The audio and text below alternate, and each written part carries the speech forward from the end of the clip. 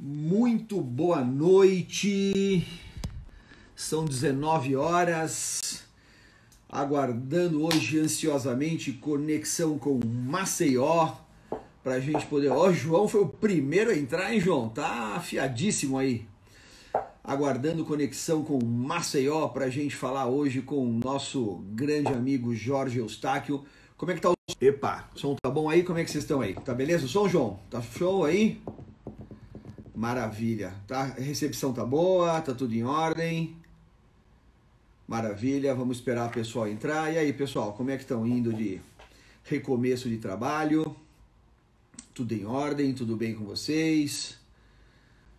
Tudo tranquilo? E a retomada de trabalho? E a guerra pelos sugadores, continuam? Eu continuo recebendo agora as mensagens, né, do pessoal com a guerra dos sugadores. Já fui informado que o preço subiu de 3,50 para 9. Aqui no Brasil é assim, né? Que é uma palhaçada, né? Vou conectar com o meu amigo Jorge, lá de Maceió. Mineirinho de Maceió, atleticano fanático. Fala, seu Jorge, muito boa noite. Estava aqui te ouvindo falar dos sugadores. Tá nesse nível já? Cara, tá nesse nível, cara. Tá nesse nível. Eu postei o sugador lá, o sugador da Gnatus. E aí o sugador que eu paguei R$3,50 já tá sendo vendido por 9, por 15, só porque a gente postou lá e o pessoal tá com uma procura louca. O Brasil é um país, vamos dizer assim... Oportunista. Desculpa, de filhos da puta, né? É um país, vamos ser bem claros, né? Porra, em vez do pessoal colaborar, ajudar o dentista, né? Falar, pô, estamos vendendo legal, vamos fazer a coisa funcionar, vamos, já que a gente tem um produto que todo mundo pode usar, não. Porra, 2 dias, cara. Foi 2 dias. Eu comprei, paguei R$3,50. Aí eu postei, 2 dias depois, o negócio tá custando R$9, cara. Cara, não tá fácil, Zé. Assim, a gente pensa às vezes, né, que oportunismo. A gente sabe que lei da demanda e oferta, lei de mercado, é assim que funciona, né? Vamos pensar em capitalismo, é assim que funciona. Se você tem o produto que só você tem, você põe o preço nele que você quiser. Mas peraí, né?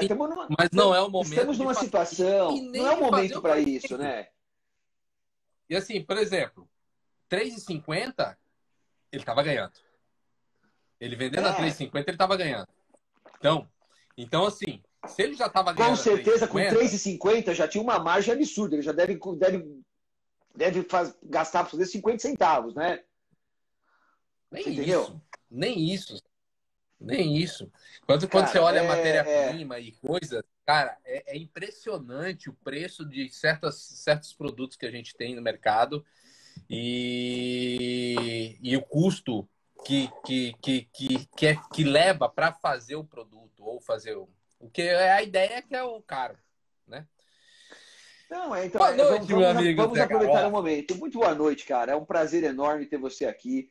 É um, assim, a gente tem uma amizade que a amizade do nosso grupo, a gente podia dizer que é uma amizade indescritível, né? Ao longo desses anos, da maneira como ela foi se formando, e a gente poder estar dividindo, né, esses momentos de live onde a gente pode não só discutir odontologia, mas discutir conduta, sempre é muito legal. E quando eu te perguntei sobre a gente falar desse tema, eu sei que você deve estar... É que nem eu falar de clareamento, mas você falar desse tema... mas não tem jeito, a gente acaba se virando sempre, às vezes, escravo de um tema que a gente sabe muito, e eu acho que ninguém hoje no Brasil ou na América Latina, de repente, sabe tanto, conhece tanto, ou tem tanta experiência com restauração de dente escurecido como você. Eu, pelo menos, nunca assisti alguém falar com tanta propriedade, principalmente de erros, acertos, tentativas, como você fala do assunto. Pô, até me arrepiei agora, Zé. Não, mas é verdade. A gente tem que falar disso, né? Acho que a gente tem que enaltecer quem realmente merece, da mesma forma que a gente critica quem a gente acha que tem que criticar. e a gente sabe, né, quem são os especialistas em cada área dentro do Brasil, e eu sou um cara que eu não me canso de quando tem que elogiar as pessoas, eu elogio, porque eu acho que as pessoas elas trabalham muito para poder chegar onde estão. E eu, nesses anos todos, eu muitas vezes vi você e o Rafa, primeiro do ano, 2 de janeiro, vocês lá, eu na praia e vocês lá fotografando o caso clínico, fazendo o caso clínico para poder fazer material didático. Então, acho isso extremamente louvável. E não tem maneira diferente da gente aprender, da gente conseguir chegar onde vocês chegaram, né? Sem ter trabalho, sem ter esforço, sem ter suor. Né? Ninguém faz isso por acaso. Né? E eu me sinto muito honrado de estar aqui, de ter você falando nisso. Eu me considero um padrinho de vocês. Eu fico muito orgulhoso de ter vocês. Acho que o Paulinho também, o Paulo Quagliato, que está aqui com a gente. Eu lembro quando, alguns anos atrás, eu muito intrometido, como sempre fui, né? Eu vi vocês participando de um grupo que eu via que não tinha futuro na internet, e vocês colocando a imagem de vocês, o logo desse grupo, e eu tomei a liberdade atrevida de ligar para vocês e falar assim, para os dois, para você e para o Calixto, e de falar assim, escuta, vocês vão ser muito mais do que isso. Vocês têm um futuro brilhante pela frente de vocês. Sai dessa que é roubada. Né? Vocês vão crescer muito mais do que isso. E eu, cara, eu estou emocionado de falar isso, mas orgulhosamente eu estava certo.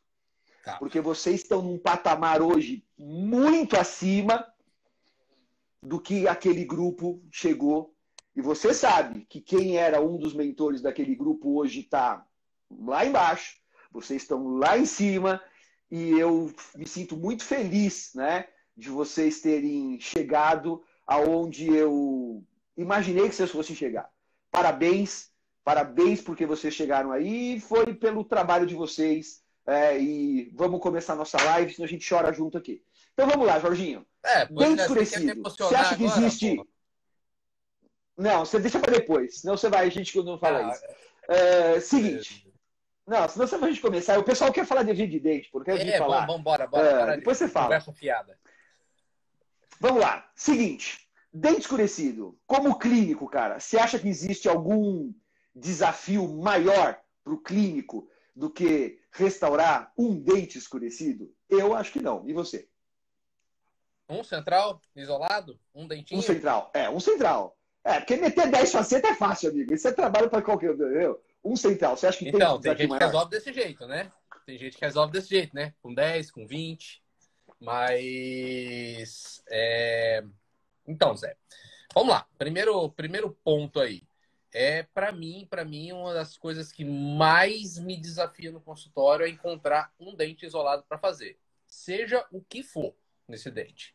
Pode ser uma classe 4, pode ser um escurecido, pode ser um implante, pode ser uma coroa. O que for. Cara, um só é de lascar. Hoje mesmo eu tava aqui quebrando a cabeça com um que não ficou bom. E aí, uma das coisas que eu mais falo para os alunos, quando pegam um isolado pela frente, um escurecido, por exemplo, a primeira coisa, não se frustra com o resultado. Tá? Porque normalmente você não vai ficar satisfeito. Não de primeira. Isso. Não de primeira. Né? Por quê? As variáveis são muito grandes, tá? Você tem um leque de opções, você tem um leque de opções de tratamento, de tipo de material, de opacidade de material, de quantidade de desgaste, de devolução de cor. Você transformar isso aí numa sessão única, eu vou ser bem sincero para vocês, eu não sei se eu tive algum que na primeira sessão eu falei assim, puta, matou, é isso aí. Tá? E às vezes quando você fala na primeira sessão, você fala... E quando você mata na primeira, às vezes o cara volta, né? E você fala assim, pô, hidratou e aí apareceu uma linhazinha que não tava quando você acabou, né? Piora. né? Aí normalmente é isso, né? Porque tem toda a variação de hidratação, tem toda aquela história toda ali no meio. Então, uma das coisas que eu falo assim, ó, não se frustre, tá?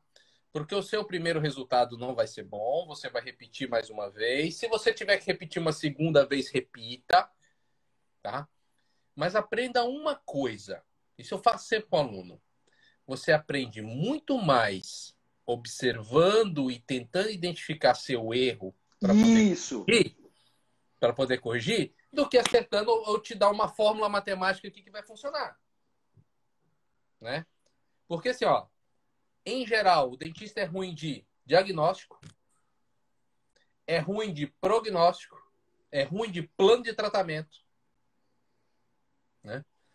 E acha que tudo é muito simples, ou teria que ser tudo muito mais simples. E a gente mexe, Zé, com um tecido que ele está com a sua formação modificada, né? Sua formação modificada, a sua absorção de luz modificada, e você tem que transformar isso em um espaço, às vezes, mínimo, né? Você tem que transformar isso e tentar fazer com que isso se pareça com alguma coisa natural, usando um material artificial, tá? Isso a gente está falando de restauradora, né? Isso a gente está falando de restauradora. Então, assim, pegar aquilo, a gente sabe, índice de refração de dentina e de esmalte são diferentes, e aí você tem um material, uma resina que tem uma refração de outro tipo, você tem uma cerâmica que tem outra refração. Cara, é tudo diferente. Então, tentar simular a condição clínica, tá? Requer treino, conhecimento e material, tá? Eu acho que essas duas etapas são importantes, mas acho que a etapa principal é diagnóstico, tá? Eu acho que a partir do momento que você diagnostica, assim, ó, quem é que você consegue clarear, quem é que você consegue restaurar, já é um bom caminho. Já é um bom caminho. Manda, Zé. E tem uma coisa também que é muito importante, né, Jorginho? É você tentar, nesse primeiro momento com o paciente, tentar não criar falsas expectativas, não no resultado, né? Até porque, na verdade, se ele for te procurar, você se compromete a dar resultado. Eu vou dar resultado, né?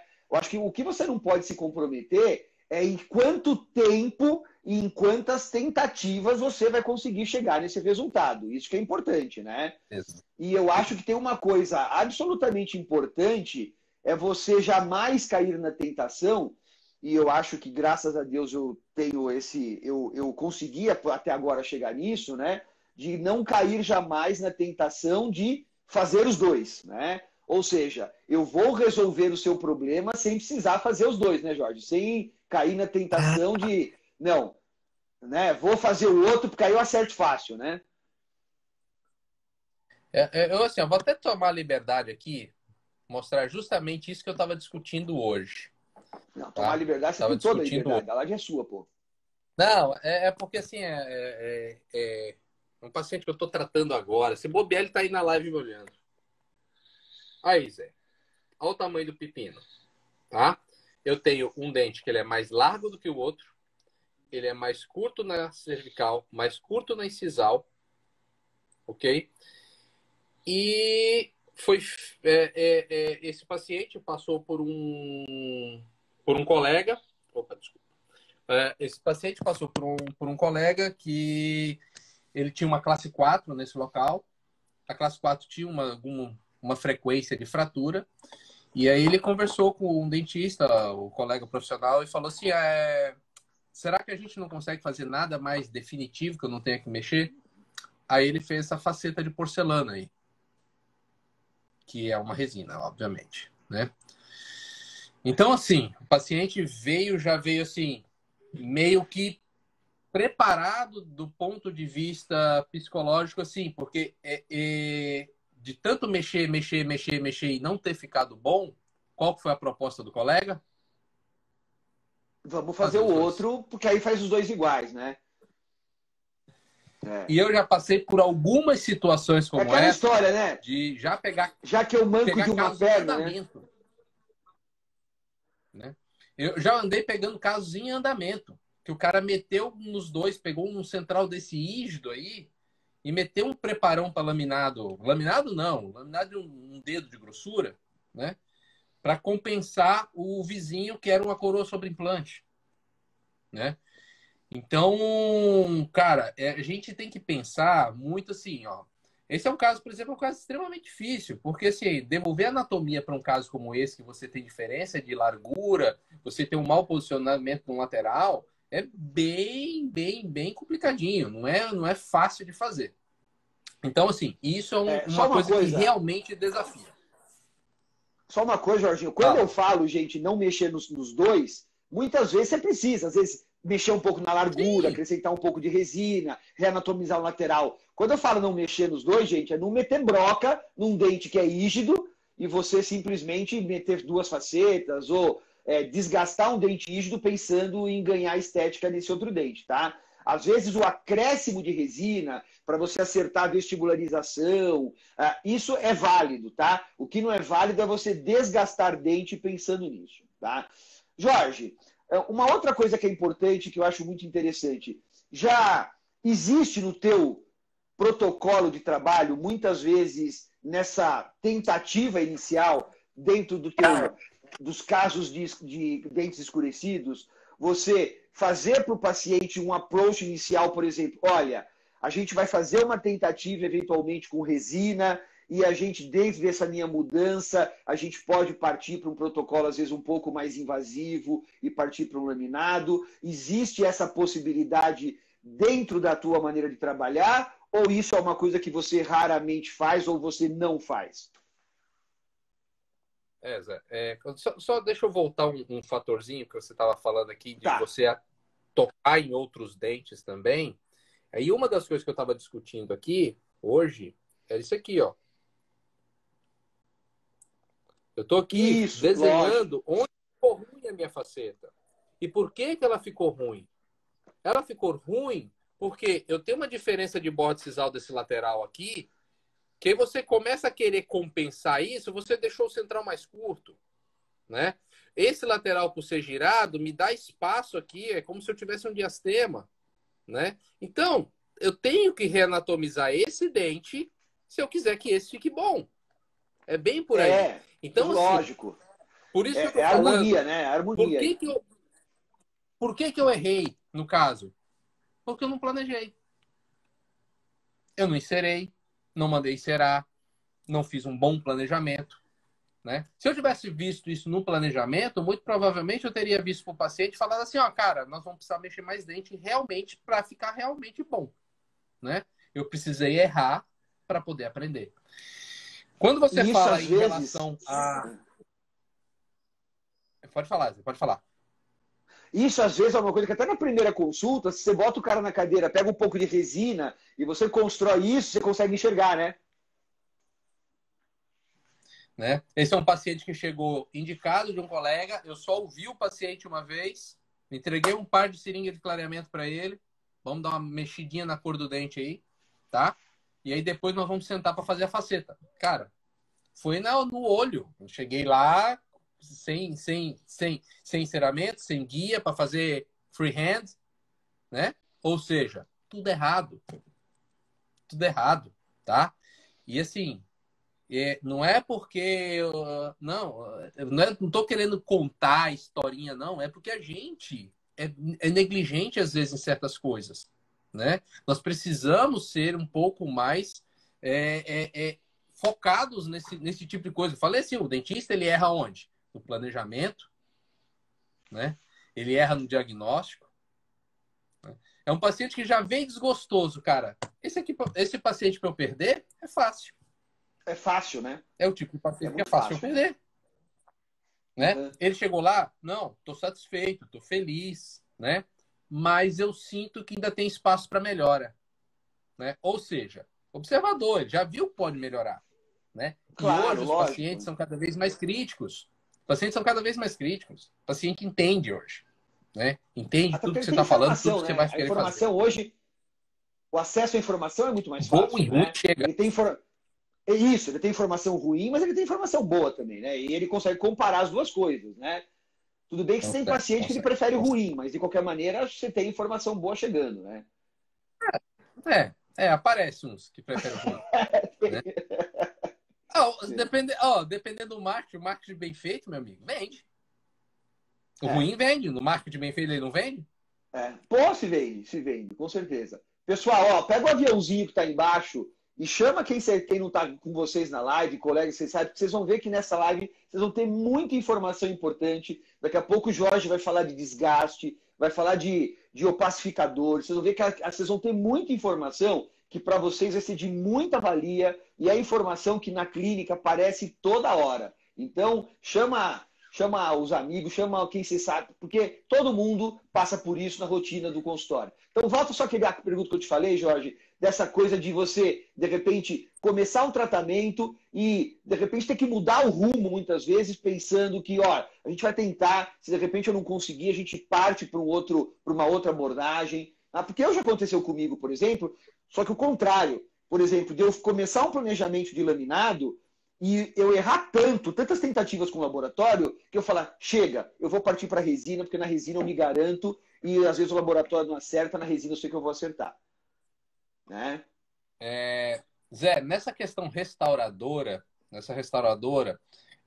eu já tive alguns problemas, sim, em finalizar casos de cerâmica que se eu olhava assim, se eu tivesse feito resina, tinha sido melhor.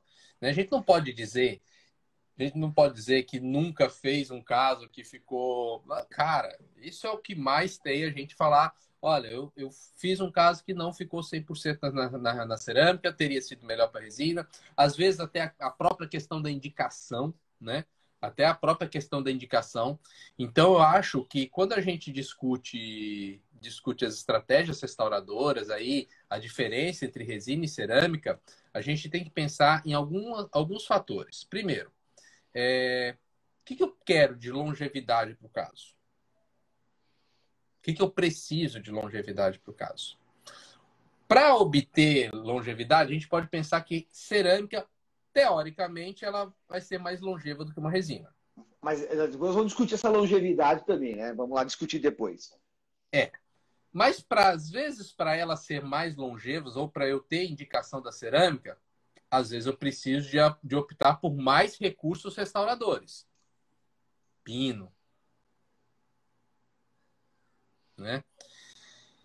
E aí entra naquela história da espiral da morte do elemento dental que o Leandro Wilgert fala tão bem. Isso, exatamente, né? Entrar, às vezes, numa endodontia, em pino, em fratura, ararararará. E aí você pega, às vezes, um paciente que é jovem. Né? E aí você está o quê? Você está condenando aquele dente a, no futuro, provavelmente, ser perdido. Né?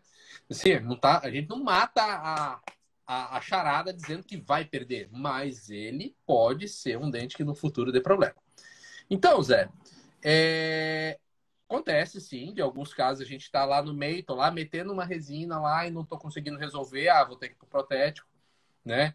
Tem casos de paciente que como você falou, né? Paciente que gosta do feio, mas tem paciente também que se contenta com pouca coisa, tá? Muitas vezes... Nós somos mais exigentes do que o paciente, né? Muito mais. A gente é muito mais chato que o paciente, né? Apesar que o nível de chatice do paciente aumentou. Né? O paciente hoje está muito mais exigente. Mas, assim, a gente consegue os caminhos mais fáceis. Quando a gente tem domínio de escultura, domínio de resina, a gente consegue alguns caminhos mais fáceis para conseguir resolver com os dois materiais, né? Porque você vai saber o quanto de espessura que você precisa. Você vai entender que tipo de cerâmica, por exemplo, mesmo sabendo de resina, eu vou entender que tipo de pastilha cerâmica lá, que você trabalha muito com Celestrina amigão. Cara, que tipo de pastilha ele vai usar lá no meu caso? Lógico, Que ele vai injetar ou que ele vai fresar, sei lá, né? Então, assim, eu acho que passar por um conhecimento de dispersão de luz é importantíssimo, de saber como é que o dente se comporta a determinados ambientes de luz, entender da cor da resina, entender de opacificação, entender esses fatores, eu acho que diminui bastante o nível de erro, E aí, aquilo que eu falei assim, ó, não se frustre, que você vai repetir uma, duas, três, quatro vezes, você vai repetir normalmente uma, talvez duas, né? Por quê? Uma outra, tava até numa dica uma live semana passada sobre escurecido, e uma das dicas que eu dei, né, falei assim, ó, documente seu caso. Não importa com que, celular, anota, documente cada coisinha que você colocou. Porque na hora do reparo, né, se você tiver que fazer algum acerto na sua restauração, vai ficar muito mais fácil você entender o que você errou. Será que foi na camada de dentina? Será que foi na camada de esmalte? Será que foi o opacificador? Será que foi o meu preparo? Tá? Isso, ó, fotografia, cara, pode ser do celular. Pega um celular qualquer lá, deixa com a secretária, faz umas fotos aí para mim, né? Só para você acompanhar, ou mesmo registro de um papel. Eu sou fã de registrar essas coisas e, assim, por muito tempo eu fui desorganizado. E por muito tempo eu ainda estou recebendo pacientes antigos que eu pego o prontuário, cadê? O que eu usei aqui? Não sei. Agora eu vou ter que me virar. Tá. Né? Eu vou te contar uma experiência minha e aí depois você me conta a sua em relação, por exemplo, a tratamentos clareadores prévios, né? Em relação a dentes escurecidos. Quando a gente fez isso, né? Você era uma criança ainda, né? Não sei, né? Você nasceu em que ano? Você nasceu em que ano? 77. 77. Então 77. você era uma criança, você tinha 7 anos de idade, corria pelos campos, né? Com a camisa do Galo ainda, e eu já estava, publicando um livro de laminados. E a gente, quando fez a segunda edição do livro de laminados, a gente teve uma grata surpresa que todos os dentes que a gente havia clareado previamente ao laminado, os dentes endodonticamente tratados, e a gente havia clareado para conseguir um resultado de dente clareado para fazer o menor desgaste de clareamento. Olha lá, o Johnson aí, Galo aí. A gente percebeu que esses dentes haviam tido, uma boa parte deles tido recidiva, e aí os nossos laminados tinham tido um comprometimento estético. Então, a partir de então, a nossa postura diante de dentes endodonticamente tratados com escurecimento foi não fazer clareamento interno e simplesmente ganhar o resultado estético no preparo às custas de desgaste e opacificação das peças, né? E opacificação das peças. Se o dente tem um escurecimento e a gente vai fazer simplesmente um tratamento clareador com moldeiro, um tratamento caseiro, externo, Uhum. legal, porque depois com o faceta a gente pode fazer a moldeira ou clarear por palatina e vamos ter resultado, né? Então Exatamente. o meu protocolo hoje é dentes Exatamente. que tem um tratamento endodôntico, a gente previamente, qualquer tipo de restauração estética que eu vou fazer, eu não faço tratamento interno, por conta de depois, mais tarde, comprometer o resultado da minha restauração externa numa eventual recidiva. Né? Você concorda com isso? É isso que você faz também? Como é que é teu protocolo diante disso? Como é que é a tua ação diante desses casos de dente clareado? Zé, vamos lá. Quando eu encontro um dente que, que ele poderia ser clareado, mas que eu acredito que aquele clareamento dental não vai resolver o problema do paciente, eu prefiro partir direto para a restauradora. Sempre. Ó, ó. E exatamente por esse fator que você falou, Zé. Porque assim, ó, a gente sabe que clareamento em dentes desvitalizados, o índice de recidiva é muito alto. E essa recidiva, ela é rápida. 1 ano, 2, né? Então, muitas vezes, o que acontece? Eu estou lá vou fazer um planejamento num paciente, pego um dente super escurão, né? Pô, para mim seria fantástico poder clarear aquele dente, deixar ele um pouquinho mais claro, me facilita o substrato, me evita desgastar mais, tá? E eu posso fazer minha restauração. E aí, o que vai acontecer? Eu venho, trago um pouquinho a cor, desgasto menos, faço uma restauração, Menos. deixo perfeita. Deixo perfeita. Beleza. Só que, 2 anos depois, estamos lá. O dente está escuro novamente, né? E o paciente perdeu o Uhum. dinheiro. Sendo cerâmico, sendo resina, o paciente perdeu o dinheiro, né? Então, eu acredito que, assim, ó, clarear previamente, em caso de tratamento endodôntico, para poder fazer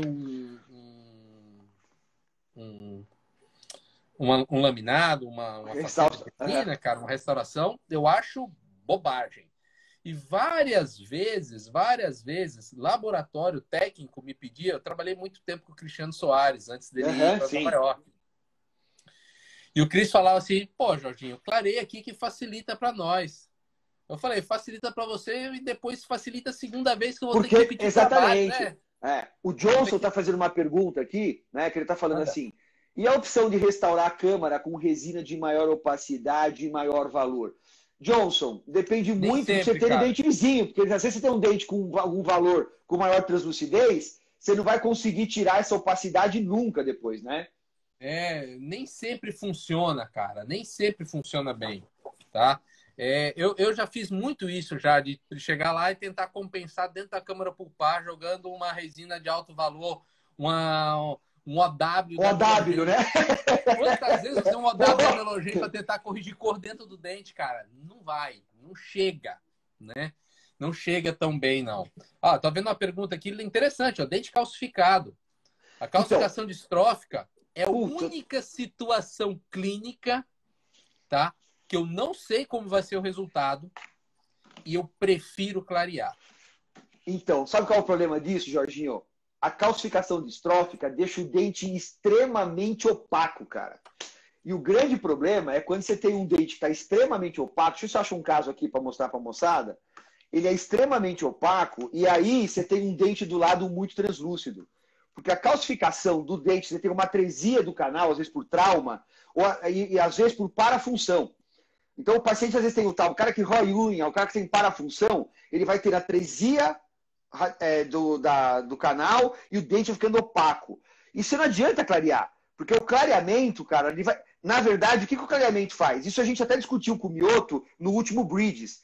A gente mostrou trabalhos que mostram que, além do clareamento quebrar pigmento, ele altera o quê? Ele altera a translucidez do esmalte e muda também a estrutura do dente, tornando o dente mais... Então, eu tinha um dente mais opaco, ele vai ficar mais opaco ainda, ou seja, eu acabo dançando, né? Deixa eu ver se eu acho esse caso aqui. Enquanto você vai falando aí mais alguma coisa disso, eu vou tentando achar esse caso. Então, fala. Quando o calcificação, para mim, em alguns casos, né? O caso que eu vejo aquele bem marronzinho. Deixa eu ver aqui, ó, tem dois aqui, ó, fácil. Aqui, ó. Aqui é um de calcificação, totalmente rígido o dente, tá? E aqui é outro, ó. Dois calcificações totalmente rígido, tá? Zé, eu assim, não são dentes que me parecem ser muito opacos, tá?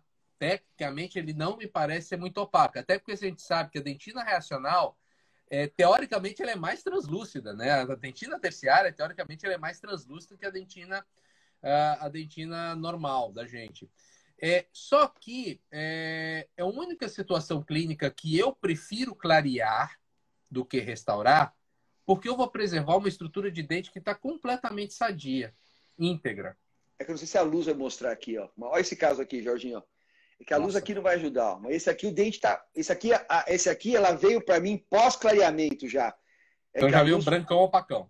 Já veio o brancão opacão, ó. Entendeu? E esse caso aqui a gente fez em 2004, né? Então, então esse caso é bem antigo. Então ela já veio branco, ela tinha já uma atresia de conduto, brancão opacão, né? Esse foi um caso feito pelo Celestrino na época. Vou mostrar o resultado final para vocês depois, mas esse caso acabou indo para laminado porque a gente não tinha o que fazer, né? Já tinha ficado super opaco, né?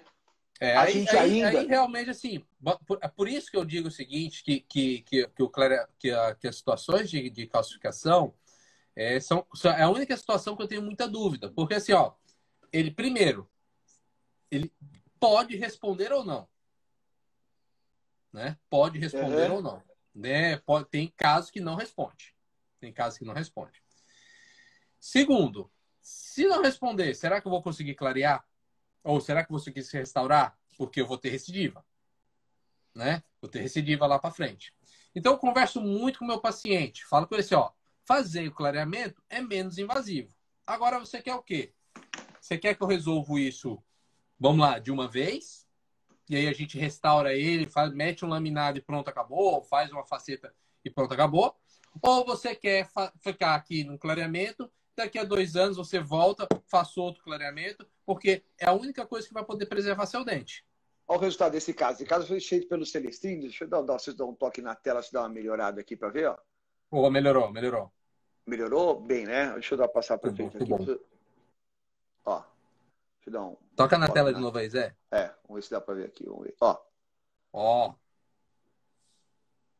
E até a anatomia o Marquinhos fez muito legal. Aí sim. Né?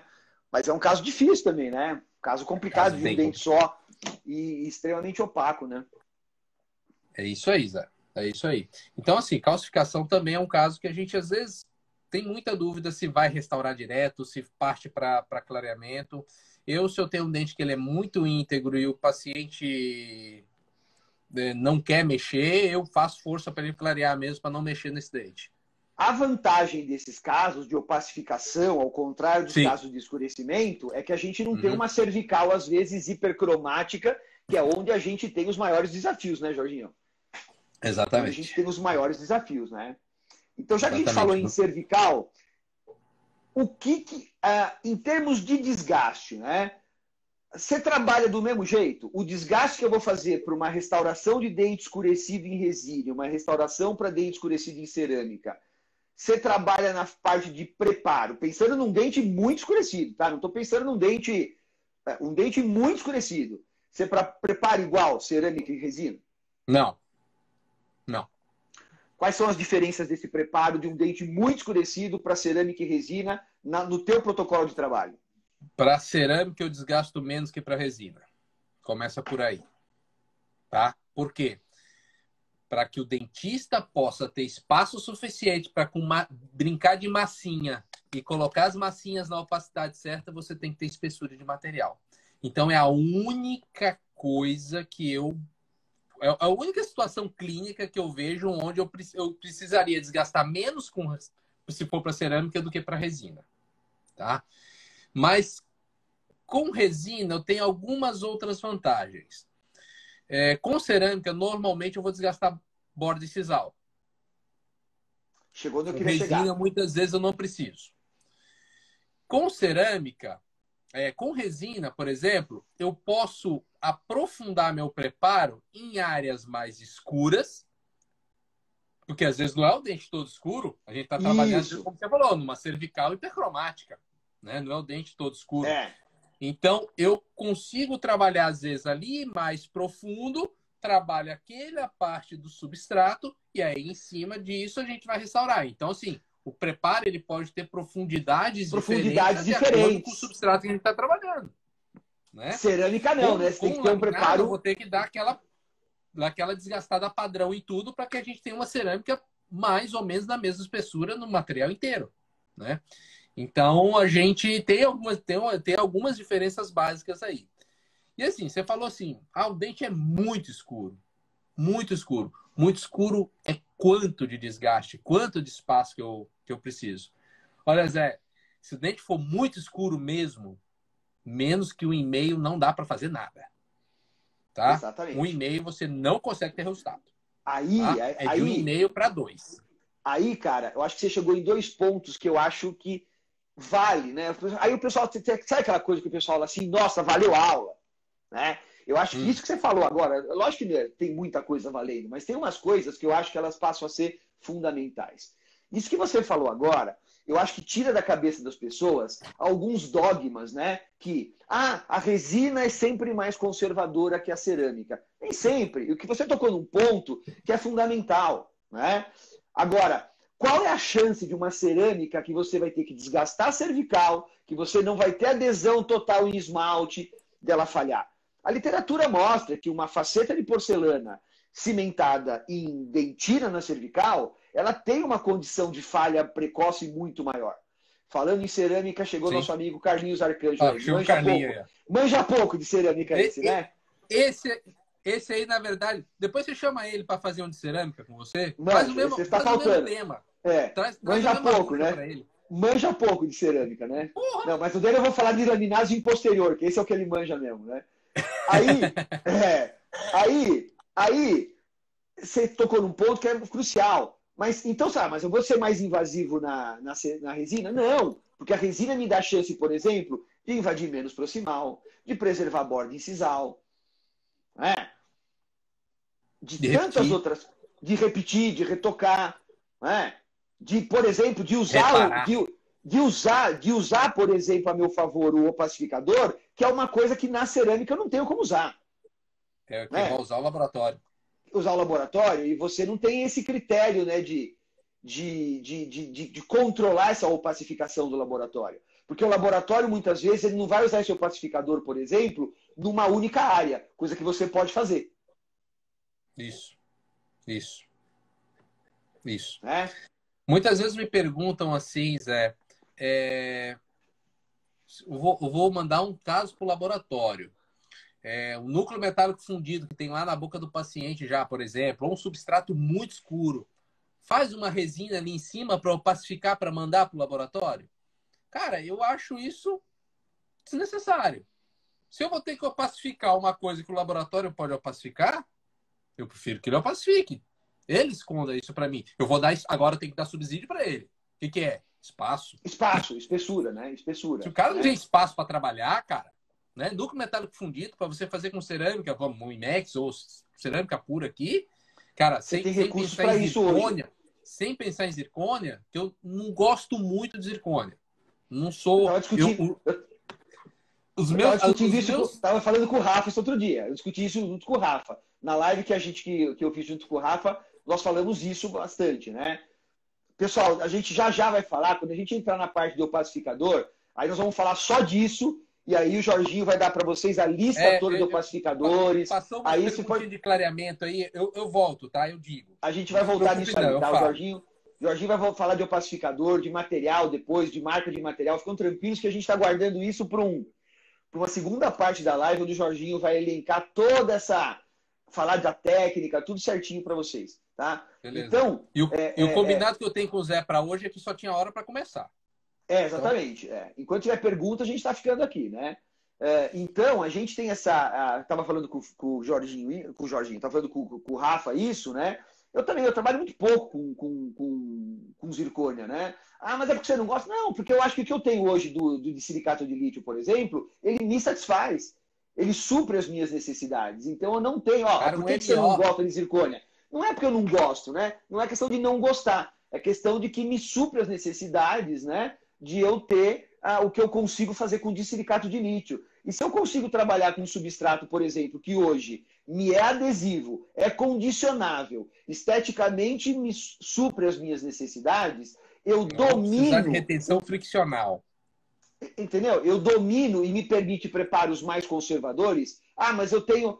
Você vai ter adesão só na cervical. Se eu puder ter adesão só na cervical, para mim é melhor do que não ter adesão em lugar nenhum. Exatamente. Eu penso dessa maneira. Então, não é que eu não gosto de zircônia, é que o que eu tenho hoje como material restaurador supre as minhas necessidades. Né? Então, aí a gente vai nessa toada, né? Vai nessa toada. Sabe o que eu vejo de zircônia, Zé? Sabe o que eu vejo de zircônia? O que me incomoda na zircônia? O fato dela ser muito opaca, tá? Eu preciso também de ter espaço para isso. E é uma coisa que as pessoas não entendem. Senão fica muito opaco. Zircônia é um metal também. Muito opaco. Ah, mas tem zircônia mais translúcida, não sei o quê. Ó, a dinâmica de luz de um silicato de lítio, de uma cerâmica pura, é completamente distinta de uma zircônia. Tá? O paciente sai no sol, só aparece o dente. O paciente fez um central, vai para o sol, que o dente acende. Né? Não, e tem também, Jorginho... Então... Pode falar. Tem também a curva de aprendizado, né? A curva de aprendizado. Eu até poderia, de repente, falar assim, não, tem zircônias novas, mais translúcidas e tal. Sim. Eu, José Carlos Garófalo, eu vou ter que começar a aprender a trabalhar, a entender essa estética de uma cerâmica translúcida, de uma coisa que eu trabalho há 20 anos com há 15 anos com disilicato de lítio, e essa curva eu já passei por ela. Sim. Com sucesso, você entendeu? E não só eu já passei por ela, como eu já assisti dezenas, centenas de pessoas que trabalharam com ela e me deram seus feedbacks. Então, eu falo assim, eu tenho suficiente informação que me permita trabalhar nas variáveis que ela me oferece. Então, é isso, só por isso. Nada contra a zircônia, mas por uma zona de conforto minha hoje com o de silicato de lítio. Então, e as pessoas não podem confundir isso com zona de conforto, né? Não é zona de conforto, eu não quero mudar para zircônia. Não, eu tenho o produto, tá disponível para mim, eu uso ele, gosto disso aí. No seu caso aí, você faz muito silicato. Eu gosto muito de silicato, né? Por que que eu vou mudar se o meu produto está disponível, a minha fórmula dá certa? Tem para que mudar? Testar com uma coisa que é cara para você, cara para o paciente, para você ficar te dando dor de cabeça, repetir, uma coisa assim. Cara, não sei se vale a pena testar, né? É diferente você testar, por exemplo, eu gosto muito de opalescence. Clareador, ótimo. Eu vou comprar o Pola hoje. É diferente, Exatamente. É diferente, exatamente. Né? né? Se Você está você trabalhando não com uma coisa muito gostou, mais cara. e se você não gostou, você fala no outro paciente, agora o Traz paciente opalescence de volta. usou 2 dias, deu sensibilidade, você troca para opalescência de novo. Você fez uma coroa, não dá para você trocar daquele cara. Não dá. Né? Não dá. Né? Além do prejuízo financeiro, tem um prejuízo biológico. Tem dois custos aí. Né? Exatamente. E são dois custos altíssimos. São dois custos altíssimos. Alguém perguntou aqui sobre quanto de espaço eu dou para um núcleo metálico fundido. 2 milímetros. Cara, eu não consigo trabalhar com menos de 2. Não dá. No milagre a gente não faz. Gente, fizeram uma pergunta aqui, Jorginho, que não faz muito parte do nosso contexto, mas eu só vou responder porque eu acho que isso é uma coisa de interesse para todo mundo e vale a custo pena psicológico, que a Karina está falando. Custo psicológico. Também. Custo psicológico do paciente ter que repetir uma coroa, tá louco? E se eu uso feldspática? Na verdade, eu deixei de usar feldspática durante um bom tempo. Por quê? Primeiro porque feldspática, de todas as cerâmicas, é a que tem menor resistência flexural. Então, de todas, é a mais frágil. Né?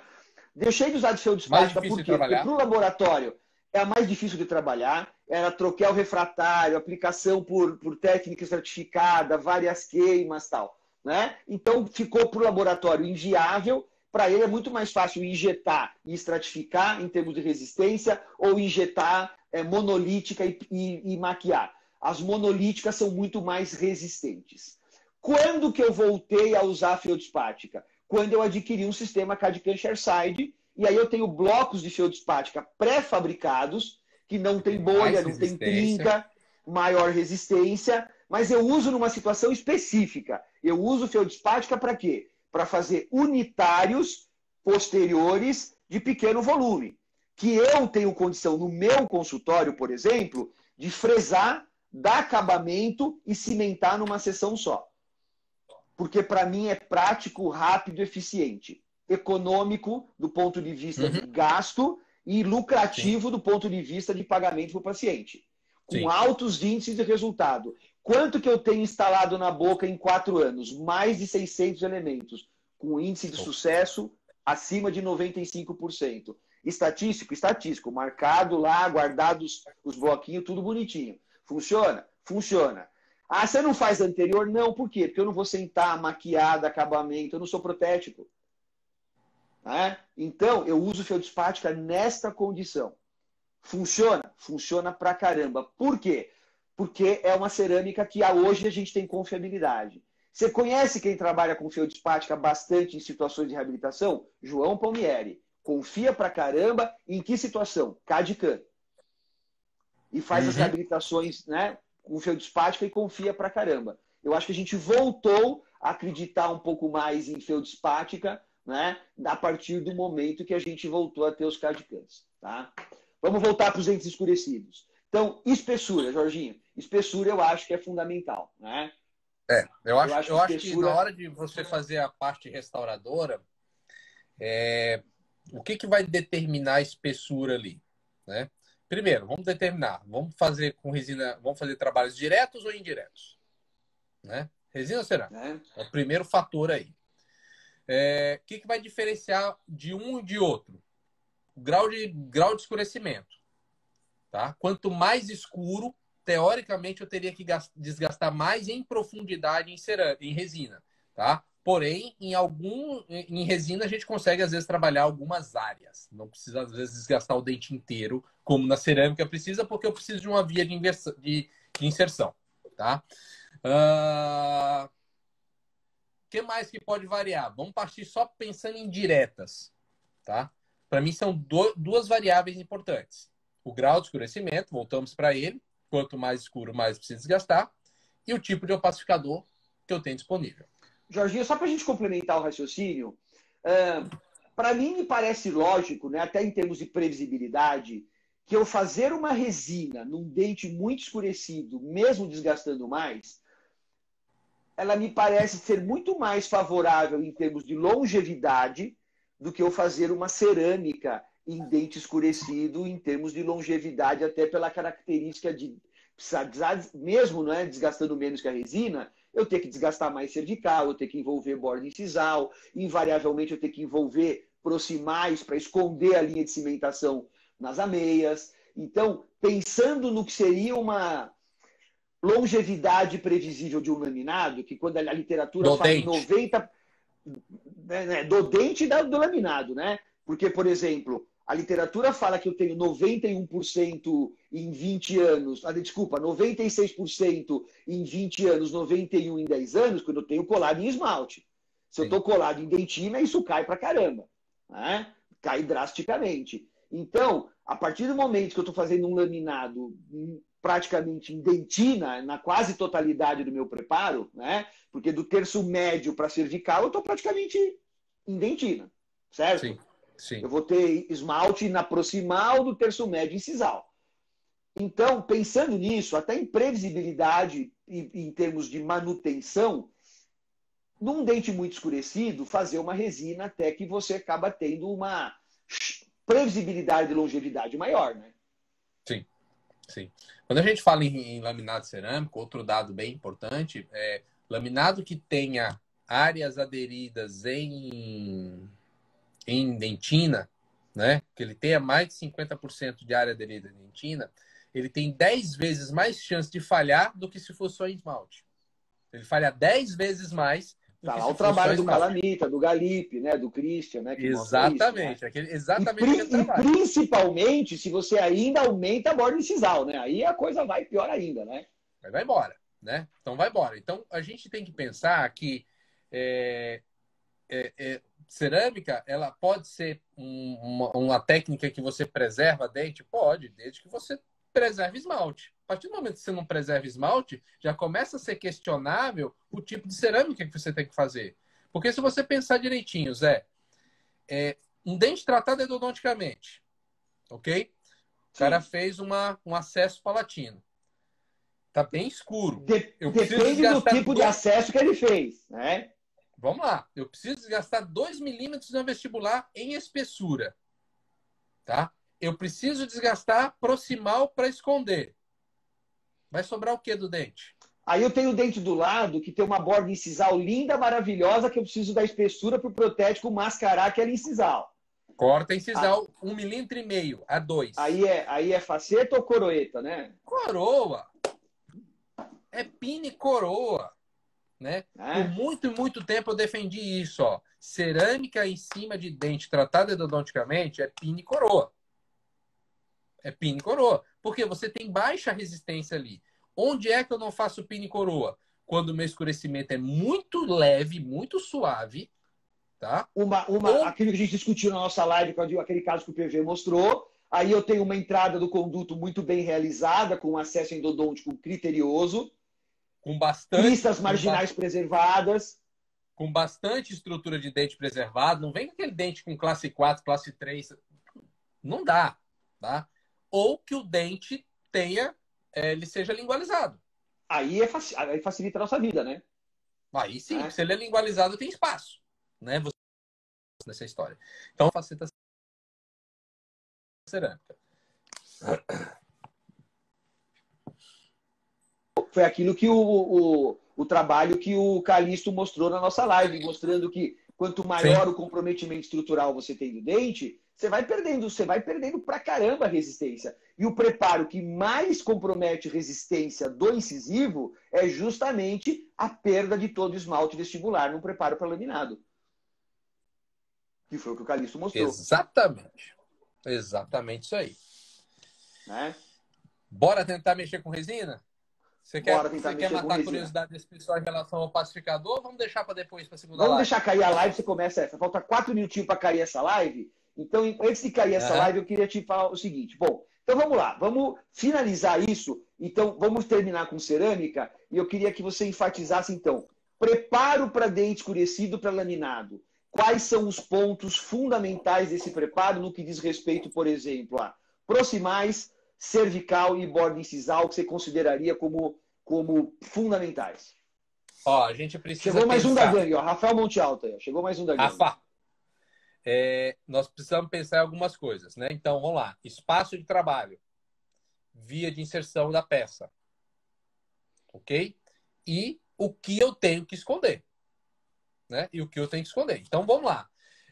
Se eu tenho um substrato muito escuro, eu tenho que desgastar mais, eu tenho que entrar para proximal, às vezes tem que colocar meu término intracircular, né? Colocar término intracircular, desgastar a borda incisal 1 a 2 milímetros, tá? Então, muitas vezes, aquilo que a gente pensa assim, vou ser menos invasivo para cerâmica porque com resina vou ter que desgastar mais, talvez não seja tão verdade. Né? Talvez seja na verdade, porque a resina me permitiria, por exemplo, fazer desgaste em áreas mais escuras, entrar só naquele ponto mais escuro, tá? Então, acho que isso é algum fator. Mas assim, ó, vamos fazer redução incisal, normalmente, redução proximal, às porque vezes... você tem que esconder a linha na emenda, na papila, não tem jeito, né?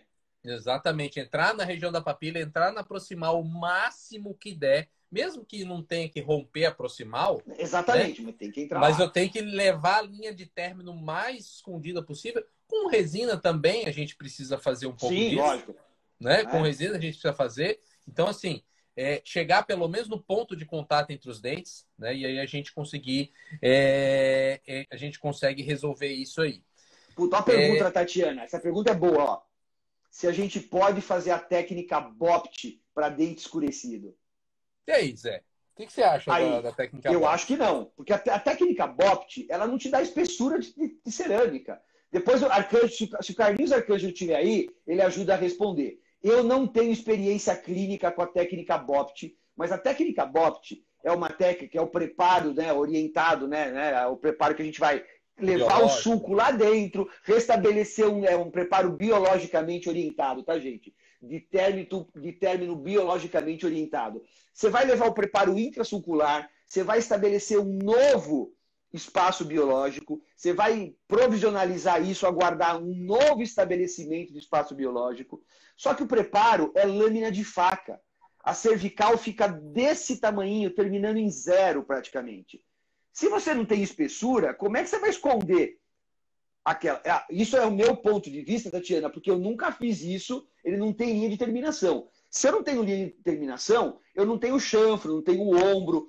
Na minha cabeça, tá? Eu estou te falando isso porque eu não tenho experiência clínica com isso da técnica BOPT. Talvez por isso que eu falei do Carlinhos Arcângelo dar uma luz pra gente, tá?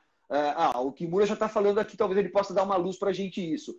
Eu acho muito difícil, sem ter espessura, né, a gente poder, às vezes, mascarar uma cervical muito escurecida, né, dessa situação. A não ser que eu tenha um escurecimento suave. Mas num escurecimento muito grande, eu acho difícil da gente conseguir. Pelo que eu entendo da técnica BOPT, eu também não tenho essa experiência. Pessoal, se cair a live, a gente vai. Eu volto a subir ela, tá? Pelo que eu entendo da técnica BOPT, eu não tenho experiência nisso, já li bastante, já tentei entender algumas coisas, não me arrisquei a fazer nenhum caso ainda, tá? Não me arrisquei a fazer um caso ainda. Mas eu vejo que a indicação maior da técnica é onde você tem dentes que já foram restaurados algumas vezes, você conseguir devolver um bom contorno cervical ali, uma boa saúde gengival, apesar de toda essa invasão que é feita, uma remodelação daquilo ali. O Kimura tocou num ponto fundamental aqui. O técnico tem que fazer a técnica. Muito. Você é totalmente técnico dependente, né? Totalmente, né? Moldagem. é outro passo difícil, né? Então, assim, eu acho que trabalhar a técnica BOPT talvez seja muito mais fácil você trabalhar um término muito bem feito, né? Se você tem pouca espessura de gengiva, fazer gengiva, né? Então, Zé, eu acho assim, eu acho que clinicamente pode até funcionar muito bem, muito bem. Eu não quis testar ainda, não quis testar ainda. Como eu falei, é um teste caro. E eu acho que eu não começaria por um dente escurecido. Provavelmente. Voltamos. Vamos lá, vamos ver o pessoal retornar, esperar o Jorginho voltar aqui. Vamos esperar a galera voltar. Jairzão, Jair tá bonito na foto hoje no Instagram, com o seu kit de prêmio, né, da última live lá. Pessoal, enquanto o Jorginho não retorna aqui, deixa eu responder uma pergunta que perguntaram sobre se o retentor intrarradicular ele vai ter função de reforço. Nessa situação que o Jorginho descreveu, talvez seja a única situação, né, onde um retentor intrarradicular ele tem como reforço. Na verdade, ele não tem aí nessa situação um reforço radicular. Ele vai ter a função de prevenir uma fratura na área, né, justamente na área de fulcro, que é a crista óssea alveolar, uma fratura entre coroa e raiz frente a forças horizontais que esse dente vai receber. É a única situação que retentor intrarradicular tem função de reforçar uma estrutura de dente. No resto, a única função que retentor tem, por isso chama retentor e não reforçador, é reter material de preenchimento quando você não tem estrutura coronária para isso, tá bom? Mas nesse caso que o Jorginho descreveu, ele realmente vai ter uma função, porque se esse dente está oco, já está totalmente comprometido estruturalmente, perdeu crista marginal, classe 3 mesial, classe 3 distal, preparo de laminado na vestibular, se ele sofrer cargas horizontais, a tendência é essa coroa fraturar, tá? Aí o pino é fundamental. Jorginho, ó. Exatamente agora... isso, Zé. A minha aula de pino, ela começa exatamente o que é a função de um pino. Função principal de um pino: reter o material restaurador ou núcleo de preenchimento. Ok? Segunda função para um pino: reforçar estrutura coronária fragilizada remanescente, tá? Frente a forças horizontais, né? Exatamente. É aquela história que começa assim, eu preciso botar pino em posterior e molar? Não vejo. Difícil, se você tem né? estrutura de dente, não precisa botar pino. Câmara pulpar, né? Aliás, saiu ontem uma publicação do Clavígio fantástica sobre endocrown. No Instagram, ele mostrou os trabalhos que são as situações aonde você vai usar endocrown, que é quando você não tem altura de coroa clínica. Fantástico, tá? Olha o Arcângelo aqui, ó. É possível fazer com o BOPT, o entrosamento com o laboratório é fundamental. E aí, né, o casamento dele com o meu xará lá é fantástico, né? Com o Romanini, então a coisa sai, né? Com o Zé Carlos Romanini. Exatamente. Então agora chegou o momento que estavam todos aguardando, que é... O pacificador. Como é que eu vou pacificar esse fundo de cavidade, esse fundo escurecido, para a gente conseguir um resultado estético. E tem uma coisa, Jorginho, que a gente não tocou, mas que eu acho que é absolutamente fundamental e que também vai ser determinante na espessura que a gente vai desgastar, que é a gente observar os dentes vizinhos e fazer o tal do mapeamento cromático, né? A gente poder enxergar o que esse dente do lado me oferece de anatomia estética. É translúcido, não é translúcido, tem lobo, não tem lobo, tem um degradê mais acentuado, não tem. Porque se for aquele dente chapadão, né? Aí a gente resolve fácil, né? Mas se não for... O problema é quando tem muita característica, né? Porque se tem característica, principalmente característica de translucidez, você vai precisar de espessura, né? Exatamente. A gente pega um caso, por exemplo, isso aqui, ó. Deixa eu baixar o comentário aqui para o pessoal poder ver. Pega um vizinho igual esse aí, ó. Pega um vizinho igual esse pra gente fazer. Esse é aquele caso, né? Que quando o cara chega com um dente fraturado, você fala, por que não quebrou os dois, né? De uma vez, né? Pô, ajudar tanto, né? Exatamente. Aí você chega numa situação dessa aqui, talvez seja um pouco mais fácil. Opa, bem melhor, né? Né? Ou, mais opaco ainda, só uma cervical mais saturada, um pouquinho de mancha branca, isso aqui é de boa. O que eu digo em relação ao mapeamento é que a gente tem que entender que dente tem vários fatores que precisam ser analisados aqui, ó, né? Vários fatores, não? A cromacidade que a gente tem na área cervical, que aqui eu tenho uma área com mais valor, aqui eu tenho uma menor espessura da minha dentina, que eu tenho, posso ter translucidez, eu posso ter mancha branca, eu posso ter uma série de fatores que, se eu não mapear isso, muitas vezes não mapear, eu não consigo fazer. Você pode ter Né? uma incisal, né? Você sabe que eu tinha um professor, hoje é mais do que professor, um amigaço meu, né? Que é o Walter Miranda, que agora está trabalhando na Holanda. E o Walter, ele falava assim, né? Ah, esse negócio de dentista tem que ter mão. Assim, dentista tem que ter olho, né? Porque se eu não souber, Exato. né? Porque se eu não enxergar, a minha mão não vai saber reproduzir o que eu estou enxergando, cara. Então, Exato. antes de ter mão, eu tenho que ter olho. Porque se eu não enxergar, a minha mão não reproduz. Então, isso é fundamental, né? Esse mapeamento cromático. Ah, eu vou mascarar, mas eu vou mascarar o quê? Se eu tiver um dente que é monocromático, de um paciente que ele é. Ah, um paciente de mais idade, que é A3 puro, vai ficar fácil para mim, né? Zé, a gente tem que criar na mente não, mas assim, a gente tenta criar na mente referências de trabalho. Sim, Okay? lógico. Então a gente pensa assim, para eu fazer um preparo, eu tenho que desgastar assim, essa na cabeça. Mas se eu consigo fazer referências físicas, não é muito mais fácil eu reproduzir? Claro, né? Um desenho num papel, vamos lá, um preparo por técnica da silhueta, como era há alguns anos atrás, aquilo não era uma boa referência? Uhum. Né? Um enceramento onde você tem uma guia de trabalho não é uma boa referência? Então, assim, você ter referências físicas de trabalho, cara, acelera, diminui sua margem de erro. Eu acho, né? que hoje... A gente tem que começar a pensar que a gente não pode ser só cabeça. A gente tem que ser olho, tem que ter treino de mão, né? Mas tem que ter inteligência ao ponto de falar assim, não, cara, se eu desenhar aqui isso aqui e eu tiver isso como referência, a gente sabe, lembra aquele dente que tinha uma incisal bem translúcida ali, Zé, tá? Aí você vai, prepara o vizinho, coloca o isolamento absoluto, faz a parte adesiva, vai restaurar. Desidratou, cara, já era. Acabou, já era. Acabou. Errou. Porque se você não só de você começar a isolar, a hora que você terminou de fazer o amarrilho, tua referência já foi embora, cara. Já foi. Se você se você não mapeou a cor antes, se ferrou. Se ferrou, Já perdeu foi. tudo. Perdeu. E o pior, cara, se perder só incisal, de boa. Você já tinha visto. Eu vou te contar uma história. Você perde a translucidez, o aspecto de translucidez da dentina, que fica muito mais opaca.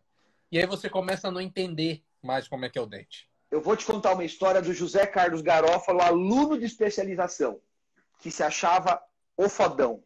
Né? Dia desse, né? 15 dias atrás. 15 não, 91. Aí eu peguei e fiz isso, isolei o paciente. Aí eu isolei o paciente, né? Um moleque de 16, 17 anos. E aí o dente do moleque ficou cheio de mancha branca. Fui fazer a restauração da classe 4, achei, eu tava abafando, né? Né? Meteu as manchotas. Eu tinha 24, 20, não, eu tinha 30, deixa eu ver, 91, 30 anos de idade. 30 anos de idade. Aí peguei pigmento, enchi de mancha branca, ficou lindo, tirei isolamento, chama professor, achando que eu tinha abafado, aquelas máquinas fotográficas que tirava com slide, né? Filme rebobinado, né? Puta, fotografei o caso inteiro, o dente ficou lindo. Aí o moleque veio a semana seguinte para fazer controle. O único dente que tinha mancha branca era o que eu tinha feito.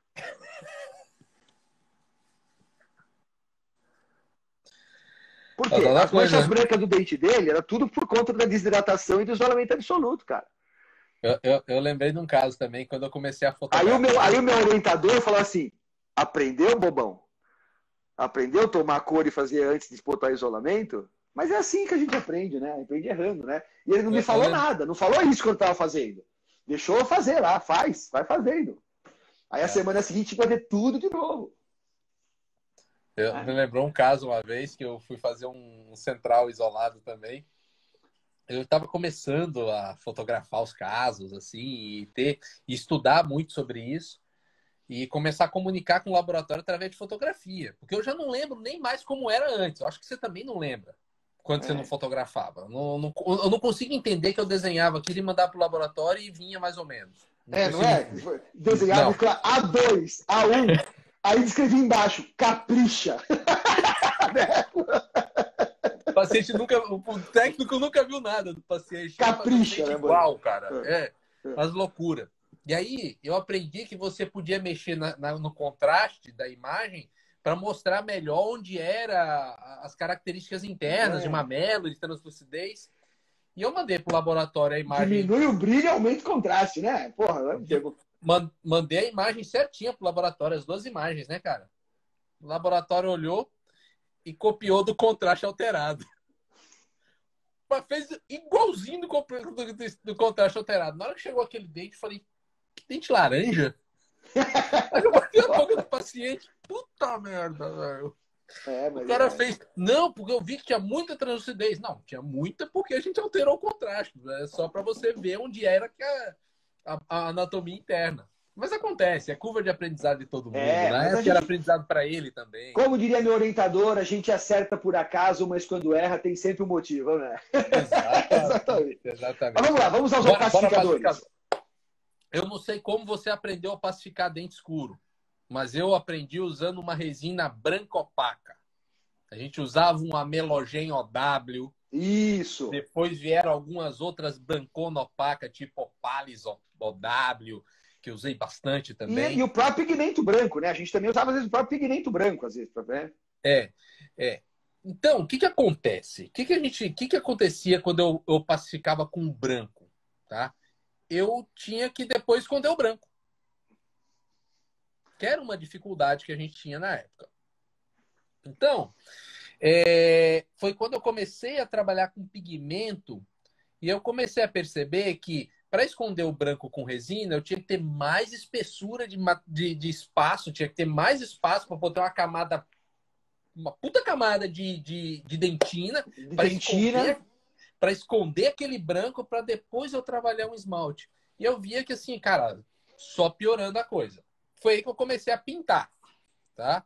Eu até comentei outro dia numa live aqui, eu nunca tinha visto em lugar nenhum fazer isso. Pegar o branco e pintar. Não tinha visto em livro, não tinha visto em artigo, não sei se existia, eu acho que provavelmente existia isso aqui, não deve ser uma ideia tão boa assim, que pelo menos eu consegui equilibrar o substrato, aí eu consigo um espaço menor. Mas você botou seu nome na técnica? Você botou seu nome na técnica? Não, pra quê? Pra quê, cara? Mas tem cara que fabrica resina e bota lá técnica JE. Pode ser, né? Tem uns caras aí que fazem outras coisas também, que junta 2, 3 técnicas e depois assim, eu inventei isso aqui, é meu. Só pode usar quem autoriza. Mas tudo bem. Vamos lá. Zé, o que a gente fez? Cara, eu pintava isso aqui, cara, e aí eu criava um substrato bem mais favorável para eu poder estratificar. Tá? Depois disso, Calixto, a gente começou a misturar resina. Pegava pigmento, pingava na resina e ó, manipulava a resina ali, ó, para misturar a cor. Obviamente não funcionava tão 100%, né? Não. E aí a gente começou a entender a propriedade física da resina, né? Tá alterando. E assim, não conseguia mesclar bem. Áreas ficavam mais pigmentadas que outras, entendeu? Então, assim, quando a gente trabalha tentando buscar algum tipo de resultado, é que vão surgindo as ideias, né? Há muito tempo a gente já tinha opacificador matizado no mercado, tá? Opacificador matizado, mas esses opacificadores matizados, eles são resinas do tipo flow, né? E flow eu tenho alguns problemas para fazer opacificação com flow. O primeiro grande problema de fazer opacificação com flow é controle da espessura de camada. Se a gente observar, a gente tem aí algumas flow no mercado. Alguém me falou aqui que gosta muito da Amaris. A Amaris tem uma flow opaca, que é a Amaris HO. Eu gosto bastante desse material, tá? Como também gosto do opacificador da Rename, o A2, A2,5, A1, que também dá um bom resultado, tá? Eu prefiro esses. Só que esses aí, eles me prefiram de uma... Eles me exigem uma camada boa e a capacidade de opacificação deles é muito variável. Então, assim, se eu boto pouco, fica ruim. Se eu ponho muito, fica ruim, tá? Então, acertar essa camada com uma resina do tipo flow é muito difícil. Então, a camada regular para usar uma resina de opacidade, de consistência regular, é muito mais fácil para o clínico, né? Ele é muito mais fácil para o clínico. Quando ano passado o Rafa trabalhou lá junto com a Ultradent para fazer a forma opaque, cara, ele falou assim, ó, na hora que você acertar esse A2, A3 aí que a gente quer, cara, foi em Brasil, né? Você pega uma cor escura qualquer, com 0,3 você põe em cima, você deixa lá 2 ou A3. E aí, a partir daí, você trabalha em cima, pô. E aí, é o que aconteceu, né? É o que aconteceu. A forma OP, a forma opaque, para mim, hoje, para o clínico, principalmente aquele que não tem muita experiência, é o melhor material para se pacificar. Até porque é uma resina. E uma resina é muito mais fácil de você aplicar sem deixar grumo, sem deixar bolha, sem deixar áreas, sem opacificar. Porque para trabalhar com opacificador pasta, né, fluido, é muito difícil, cara. A gente pena. Imagina quem é iniciante, cara. O controle de espessura é difícil, cara.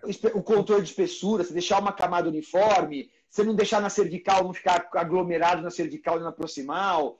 Quem faz sabe que é difícil, né? Trabalhar com pasta, com resina ou pacificador é muito mais fácil, né? É muito mais fácil. Então, para o clínico, aquele cara sem experiência, eu acho que a pasta ela vai funcionar muito bem. A minha experiência maior é trabalhando com o pacificador flow. Eu tenho vários. O opaker, tá perguntando? O opaker é forma da Ultradent. Forma opaker, tá? Bom, Zé, a minha experiência maior é trabalhar com resinas tipo flow, de opacificação. Até porque o opaker é muito recente, né? Até porque o opaker é muito recente, né? Porque eu queria sair daquele meu problema do branco. Aí eu comecei a trabalhar com os opacificadores da Rinamel. Até a Tatiana falou aí do Pinker Opaker, tá? Da Cosdent, da Rinamel. Que também era o que eu mais trabalhava também, que era o Pinker Opaker com a 2,5, misturava, né? Exatamente. O Pinker Opaker, ele fica... Eu acho que o Pinker Opaker, ele funciona melhor quando você tem um substrato que ele é mais puxado pro acinzentado, né?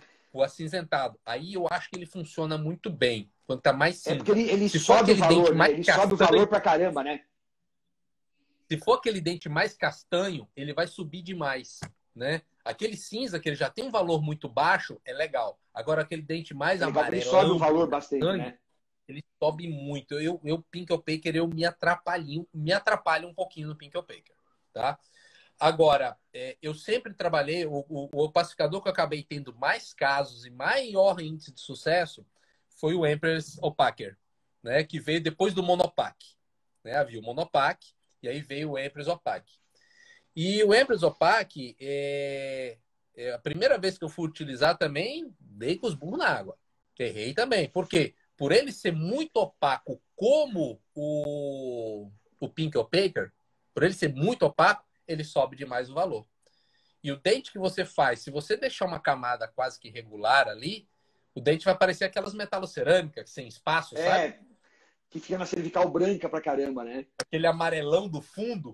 O Empress, ele é amarelo, né? O Pink Opaque, ele vai deixar meio branco, mas o Empress, ele vai deixar amarelão. Então, parece aquelas metalocerâmicas. Eu falei, puta, isso aqui para reproduzir metalocerâmica é perfeito. Mas para opacificar dente não presta. Foi o que eu pensei no início. E eu liguei para Camila, né? Camila, ó, a Camila, para quem não sabe, é a gerentona de relacionamento com professores da Ivoclar. Camila, não consegui.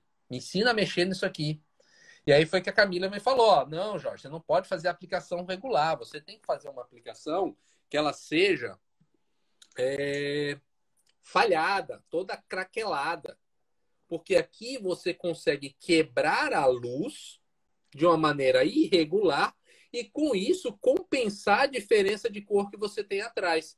Então, você não deixa nem tão opaco, nem tão translúcido. Tá?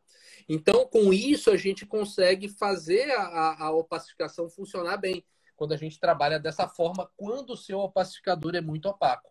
E aí eu entro para o Pink Opaquer da Cosmident, eu entro para aqueles opaquers da Angelus, tem o opaque A1, A3, apesar de que eu acho que aqueles opaques eles são muito brancos, muito claros, mas eles também têm que funcionar dessa forma craquelada. Se você não fizer um espalhamento irregular, você não vai conseguir ter o resultado bom. Você acaba tendo uma reflexão muito espelhar, né? Você tem que ter uma coisa mais difusa. Mais né? quebrada, mais difusa. Exatamente. E aí, quando você consegue fazer essa difusão de uma maneira correta, você começa a pesar, assim, a quantidade de escurecimento, a quantidade que você desgastou. Porque, por exemplo, para fazer isso aqui com o opacificador fluido, da Ivoclar, por exemplo, aqui o Empress, eu preciso de uma espessura babaca. Muito pequena, exatamente. 0,1, 0,2, né?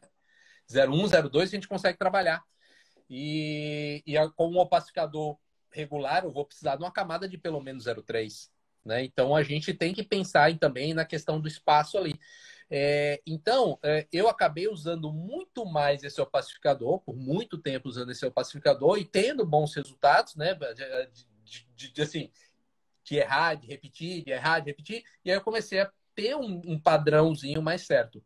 Mas o que eu olho muitas vezes é que às vezes a gente vai dar isso em curso, né? A gente está lá na imersão com 20 alunos de imersão, 15 alunos de imersão. Cara, aí você faz todo mundo usar o pacificador. Aí eu faço assim, ó, não, hoje todo mundo vai usar Empress aqui. Agora, ninguém polimeriza antes de eu olhar. Eu olho, passo o olho em todo mundo. Todo mundo polimeriza. Tá todo mundo ok. Tá todo mundo ok. Beleza, polimeriza. Todo mundo polimeriza. Agora faça dentina e esmalte. Não sai um dente igual ao outro. Por quê? Muitas vezes a gente não tem... diferentes, né? Exatamente. O grande segredo da opacificação talvez não esteja no opacificador. Zé, vamos lá. Você já repetiu provavelmente. Sim, né? claro. Você já repetiu provavelmente casos de incontáveis vezes. Incontáveis vezes. Você vai sempre até o opacificador? Não. Normalmente você não compensa, né? Onde? Na dentina? Você já não consegue Na dentina compensar? ou no esmalte, sempre. Com certeza na dentina no corpo, sempre. Então, assim, ó, talvez o opacificador ele seja apenas um componente importante, mas não o mais importante. Né? Porque às vezes, ficou mais acinzentado, pô, você deixou a sua dentina muito fina, esmalte grosso, aumenta a dentina. Então, né? sabe o que eu sempre muda falo, a saturação da dentina, muda a saturação do esmalte. Cara, eu sempre falo assim, o dentista fala assim, né? O dentista fala assim, eu não sei escolher cor. Eu falo, não, você sabe escolher cor. O dentista, porque cor é comparação. É impossível que o dentista não sabe comparar o que é A, o que é B. Ele sabe. O que ele erra muito, né? Ele erra muito a estratificação das cores da resina, né? Às vezes ele não consegue entender, por exemplo, né, essa relação do material em relação a opacidades. O que é corpo, o que é esmalte, o que é dentina, esse grau de translucidez. Infelizmente, os nossos fabricantes inventaram de chamar dentina de dentina e esmalte de esmalte. E o dentista, ele faz uma relação muito mais com isso de resistência do que de opacidade, né? Então, o cara pergunta assim, eu posso terminar uma restauração com dentina? Aí ele acha que não.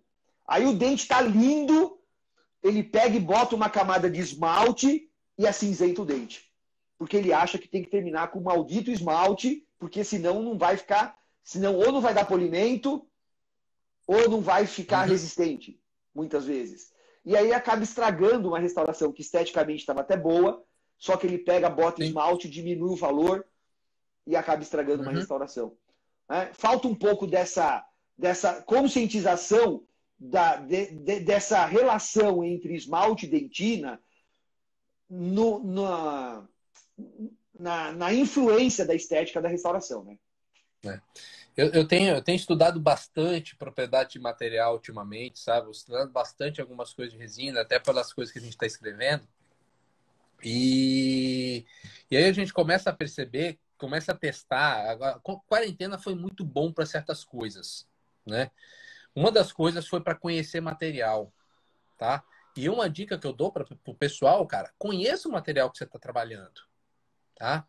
Cara, não custa nada você pegar uma porçãozinha de resina, colocar em cima de uma bancada, de uma placa de vidro, alguma coisa, faz uma espessura baixa ali, um meio milímetro de resina, fotopolimeriza, vê as diferentes cores, vê o diferente comportamento de diferentes massas, né? O A que que é Regina, corpo, o que que é dentina. Cara, pega uma bolinha dessa que você polimerizou ali, ó, coloca uma em cima da outra, né? Coloca, faz tipo disquinhos, assim, ó, coloca um em cima do outro, vê o que muda se você trocar de resina, porque hoje a gente aprendeu muito, que o dentista, ele gosta muito de receita de bolo.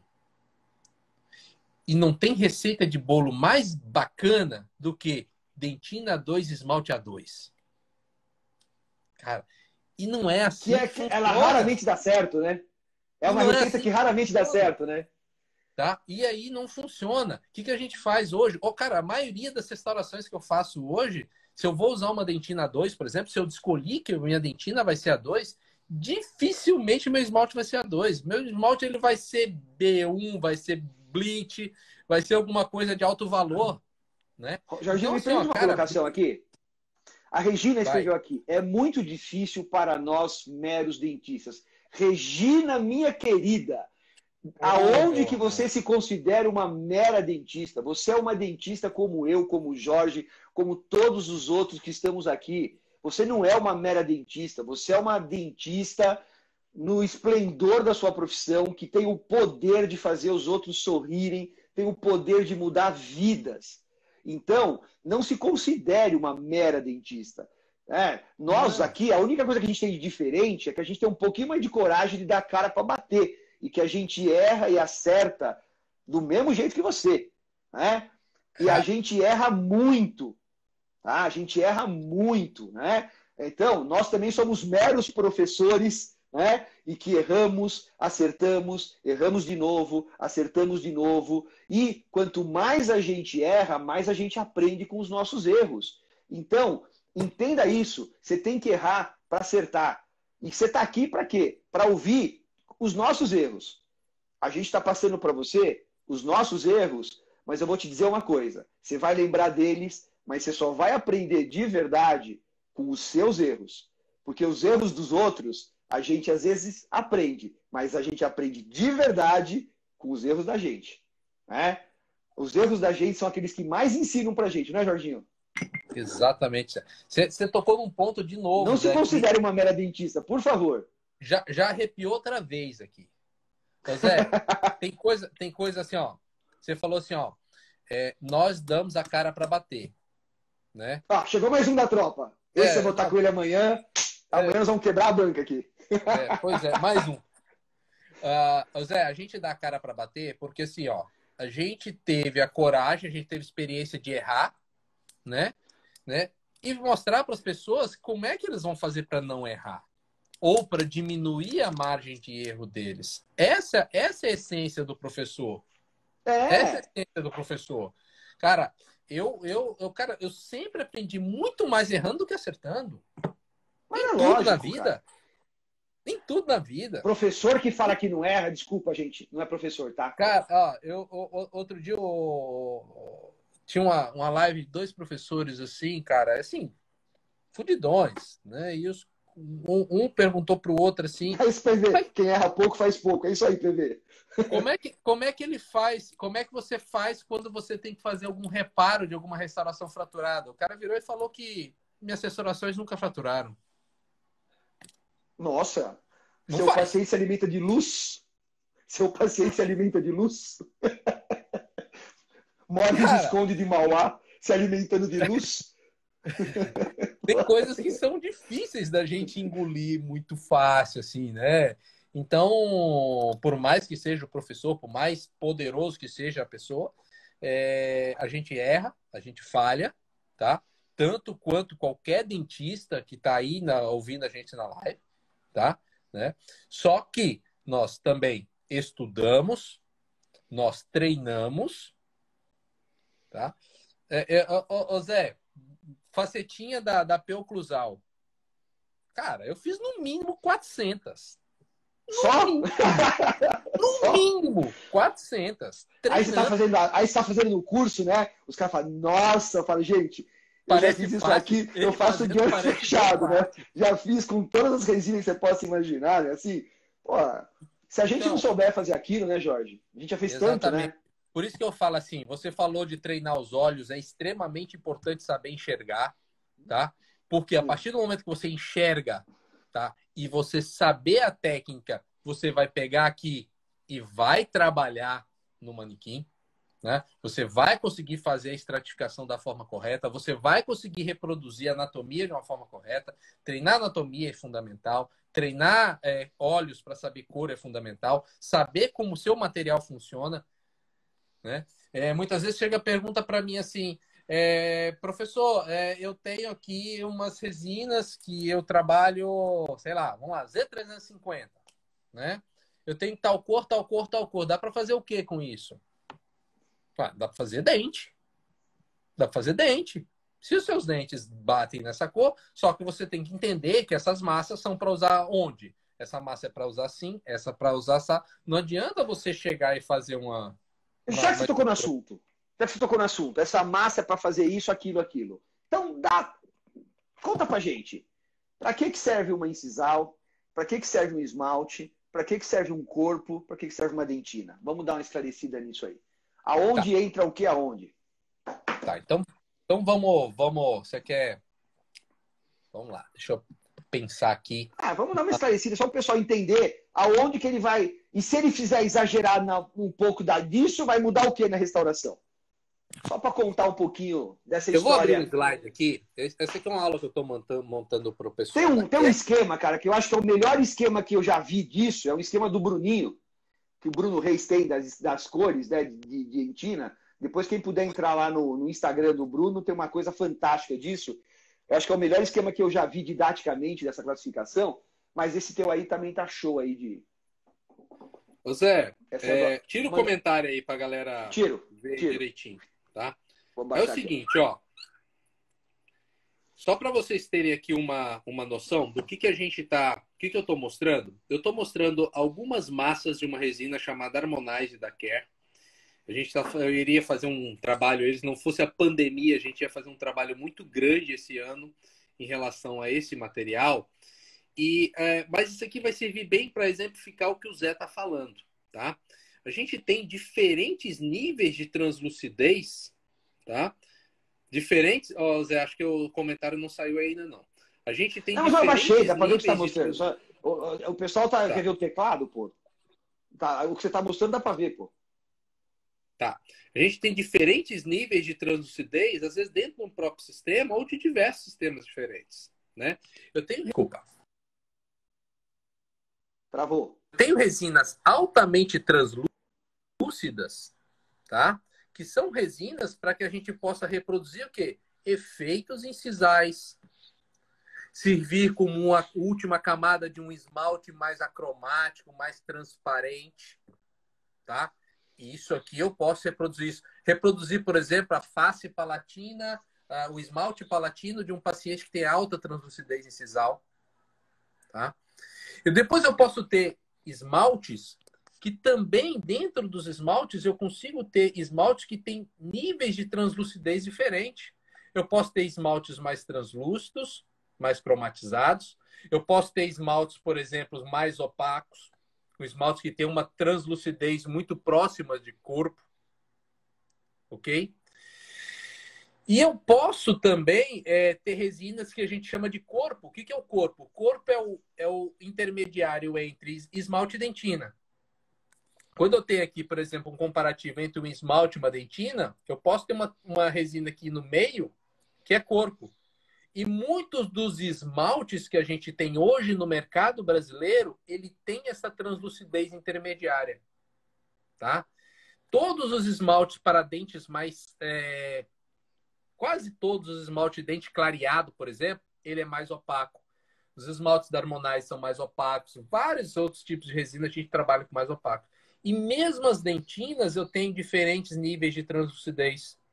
Tá? Pode ver, uma dentina 2 normalmente é um pouco mais translúcida que uma dentina para para dente clareado, por exemplo, né? Porque eu preciso ter mais luminosidade no material, ele vai se tornar um pouco mais opaco, né? E eu tenho materiais que podem fazer também a completa opacificação, né? A completa opacificação de um material, né? De um substrato.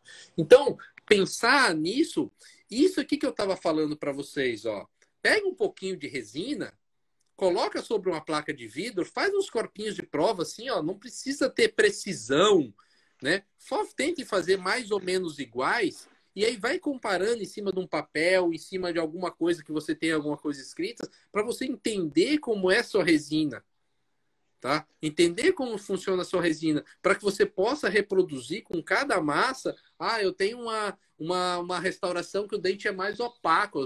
Eu vejo o dente mais opaco. Pô, se o dente é mais opaco, por que não usar um esmalte com uma translucidez um pouco menor, né? Usar um esmalte mais opaco, tá? Então é isso que eu gosto de falar em relação às massas de resina. E vai aumentando, né, Jorginho?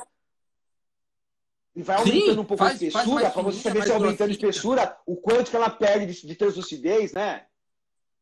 Coloca um em cima da outra, tá?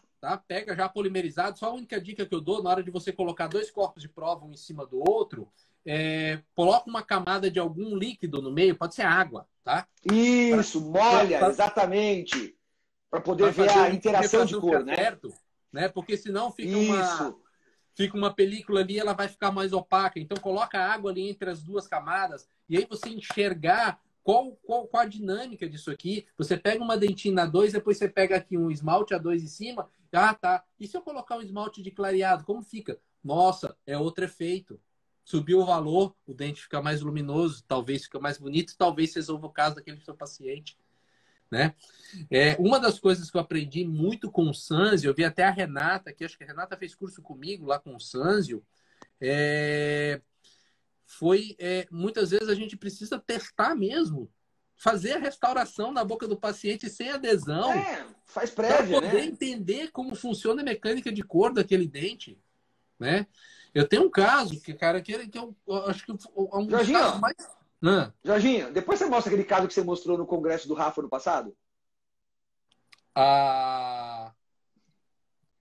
Qual é o caso? Aquela senhora que você tratou ela gentilmente. Ah, tá. Do dente pretão?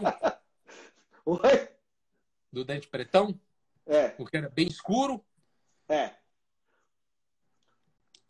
Aquele que você fez 2 vezes, 3, sei lá quanto você fez lá. Aquele caso é legal. Isso, esse caso é desafiador. Tá aí, ó. Situação bastante desafiadora, né? Só alguém perguntando aqui sobre os discos. Pode fazer isso como se fosse uma escala de cor, né? É uma forma de você ter ideia de como é a referência de cor ali. Vou tentar só equilibrar aqui e melhorar um pouquinho a iluminação. Ó, galera, aqui é o seguinte, ó, eu tenho um dente extremamente escurecido, um substrato muito ruim, né, para trabalho, o outro dente restaurado, esse dente restaurado, tinha uma abertura palatina ampla, tá? E essa abertura palatina ampla, a primeira recomendação que eu dei para essa paciente, vamos fazer uma coroa para o seu dente, tá? Só que a gente sabe, né, Zé, que a gente vive num país que nem todo mundo pode pagar por um tratamento de coroa. Lógico. Né? Nem todo mundo pode pagar Exatamente. uma cerâmica. Né? A gente sabe como isso é caro, que o laboratório cobra mais caro para fazer isso, e a gente sabe que também tem certas dificuldades. E acho que foi um dos casos que eu mais aprendi na vida, esse caso aqui. Sabe por quê? Porque no final dele, quando eu terminei naquele dia, a paciente não gostou. A paciente não gostou do resultado final. Eu vou mostrar logo o final, que a gente entende isso. O final daquele dia era esse aqui, ó. Tá? Eu consegui fazer a opacificação, tá? Mas eu não consegui um dente que nem anatomicamente era bom e nem de cor era bom.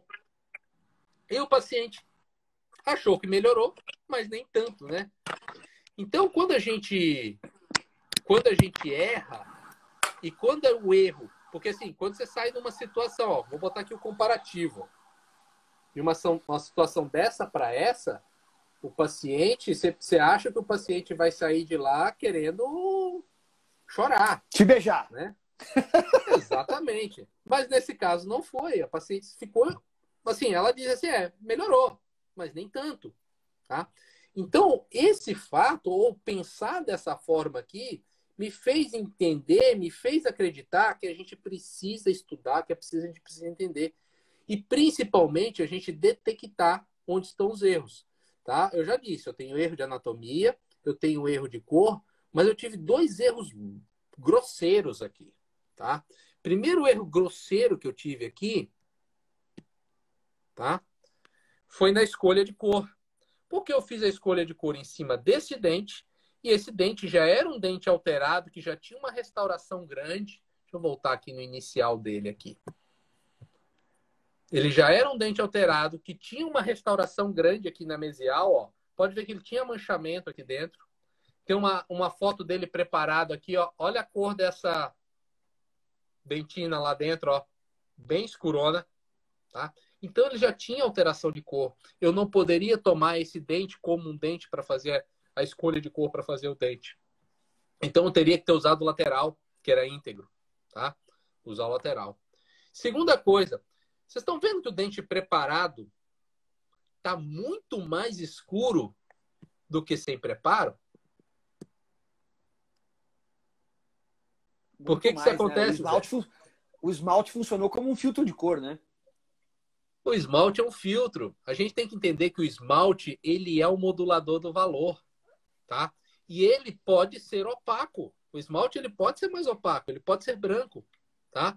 Então, olha só, ele tá muito mais escuro do que, na verdade, parecia ser, tá?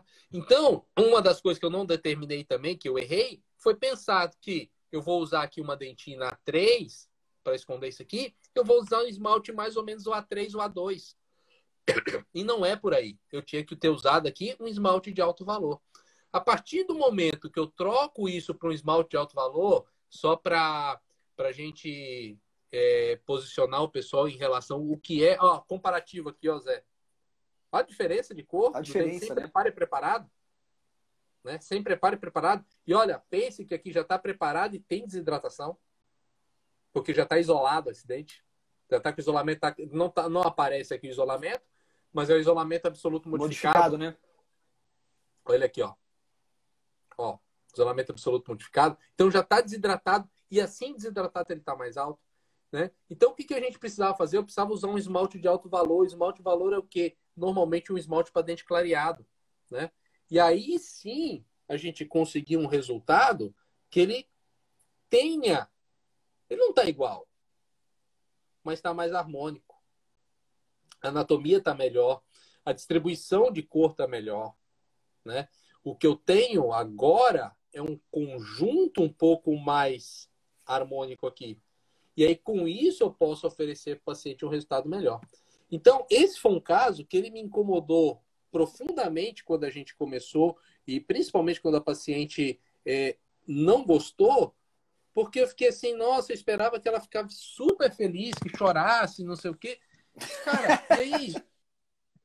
Cara, é impressionante como, assim, esse caso eu fotografei para documentar, para mostrar em aula. E se ela tivesse ficado feliz, eu nunca teria mostrado esse caso em aula. Porque para você não ficou bom, né? Porque para mim não estava bom.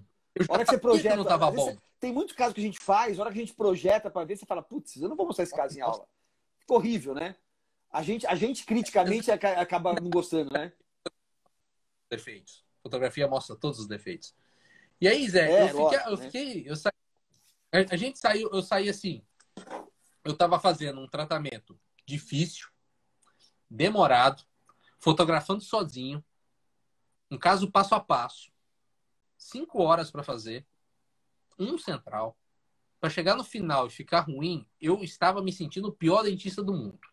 Aí, ó, para quem tá falando aí que é mero dentista. Eu sou tá? o mero dentista, a gente eu tive caso já, Jorginho, de fazer 5 vezes. E não é caso, faz 2 anos. Eu contei isso aqui em live, no começo do ano, de uma dentista que eu atendi, que eu fiz 3 vezes, mas eu tentei não fazer bisel, conservador, um caso difícil. Aí eu não consegui acertar, não consegui acertar. Aí ela sumiu, aí eu liguei, eu tinha marcado uma consulta, ela ia casar e tal, ela não veio na consulta, me ligou, falou assim, eu fui numa colega, ela resolveu. Quer dizer, tudo bem que ela não fez uma classe 4, ela fez uma face 4, né? Botou um resinão lá. Uhum. Mas eu falei, mas escuta, se era pra fazer isso, eu tinha feito. Mas eu fiquei feliz assim. Ué, entendeu? Mas tudo bem, ela ficou feliz, só que eu perdi a paciente, devolvi dinheiro, não ficou satisfeita. Eu fiquei frustradíssimo por vários motivos. Primeiro, por não ter acertado. Segundo, por perder a paciente. Terceiro, por ter que devolver dinheiro. Por um monte de coisa. Mas porque você tenta fazer aquilo que você acha que é o protocolo correto, né? De não estender um biselzão, de não botar um sobrecontorno enorme, de tentar fazer estratificação. Não, meter um brancão lá, ficou lindo, mas é o que o paciente queria. A gente se frustra muitas vezes. Isso faz 6 meses, cara. Foi um pouco antes da pandemia. Eu até contei numa das lives isso, né, que eu tinha. Né? E aí, Zé, nesse caso, né, se eu tivesse terminado, a paciente tivesse ficado feliz da vida ali, nossa, ficou maravilhoso, não sei o que, foi embora, né? Provavelmente eu não iria repetir. Porque uma coisa eu também aprendi, cara. A gente é muito mais exigente que o paciente, tá? Porque você imagina, muitas Jorge, vezes essa moça... o paciente Você estando imagina feliz, essa mulher... cara, eu comecei a aprender que eu tenho que estar feliz também. Você imagina essa mulher chegando em casa, por exemplo, no primeiro dia que você restaurou. Imagina essa mulher chegando em casa, a vida inteira aquele dente preto. Ela chegando em casa, ela choca. Quem tem o teu espírito crítico, nosso espírito crítico? Nossa, que lindo, maravilhoso, ficou show de bola, onde é que você fez? Não é assim? Porque mudou muito. Para quem está olhando aquilo numa distância social, mudou da água para o vinho, aliás, do vinho para a água, né? Porque era cor de vinho, virou cor de água, né? Então mudou tudo. Então, para quem estava fazendo, quem estava vivendo aquela situação, com certeza achou aquilo maravilhoso. Mas a gente não achou aquilo maravilhoso, né? A gente não achou aquilo maravilhoso. E aí a gente não achou, ela também não. E quando ela também não, né? Isso me incomodou por ela não ter gostado. Eu achei assim, nossa, então realmente está muito ruim. Eu achava que estava ruim, mas depois ela falou assim, achei que ela estava muito ruim. E aí quando ela falou que eu falei que ela queria mexer de novo, me deu a oportunidade de quê? De estudar, perceber onde eu errei, repetir para acertar. E hoje eu mostro esse caso com grande orgulho para todo lado. Mas é lógico, porque é um aprendizado para todo mundo. É um dos casos que eu mais aprendi na minha vida. Né? É um aprendizado para todo mundo. A gente sai, fica triste, né? Se chateia, mas você senta e fala assim, porra, vamos repetir. Pessoal, aquele cara que a gente falou a respeito do artigo da Endocrown que foi publicado, é esse rapaz que está aqui, ó, Vitor Clavijo. Esse moço que acabou de entrar aqui, ó, quem queria saber qual que é o Insta dele, a gente falou mal dele pra caramba, mas ele que está aqui agora. Esse rapaz que está aí, ó, apareceu agora aí. Jorginho, ó, fala pra gente um pouquinho, que o pessoal está perguntando, qual foi o pacificador que você usou nesse caso aí? Esse caso aqui foi o pacificador foi a Melogen OW. Era o que eu tinha na mão na época. Eu nem sei se foi a Melogen ou se foi a Pales OW, porque a Melogen sumiu já tem uns 5 anos, né? Esse caso aí acho que tem um pouco mais que isso. Eu não sei dizer exatamente qual foi, mas foi um pacificador branco, tá? Foi o primeiro caso que eu pintei. Aqui, ó.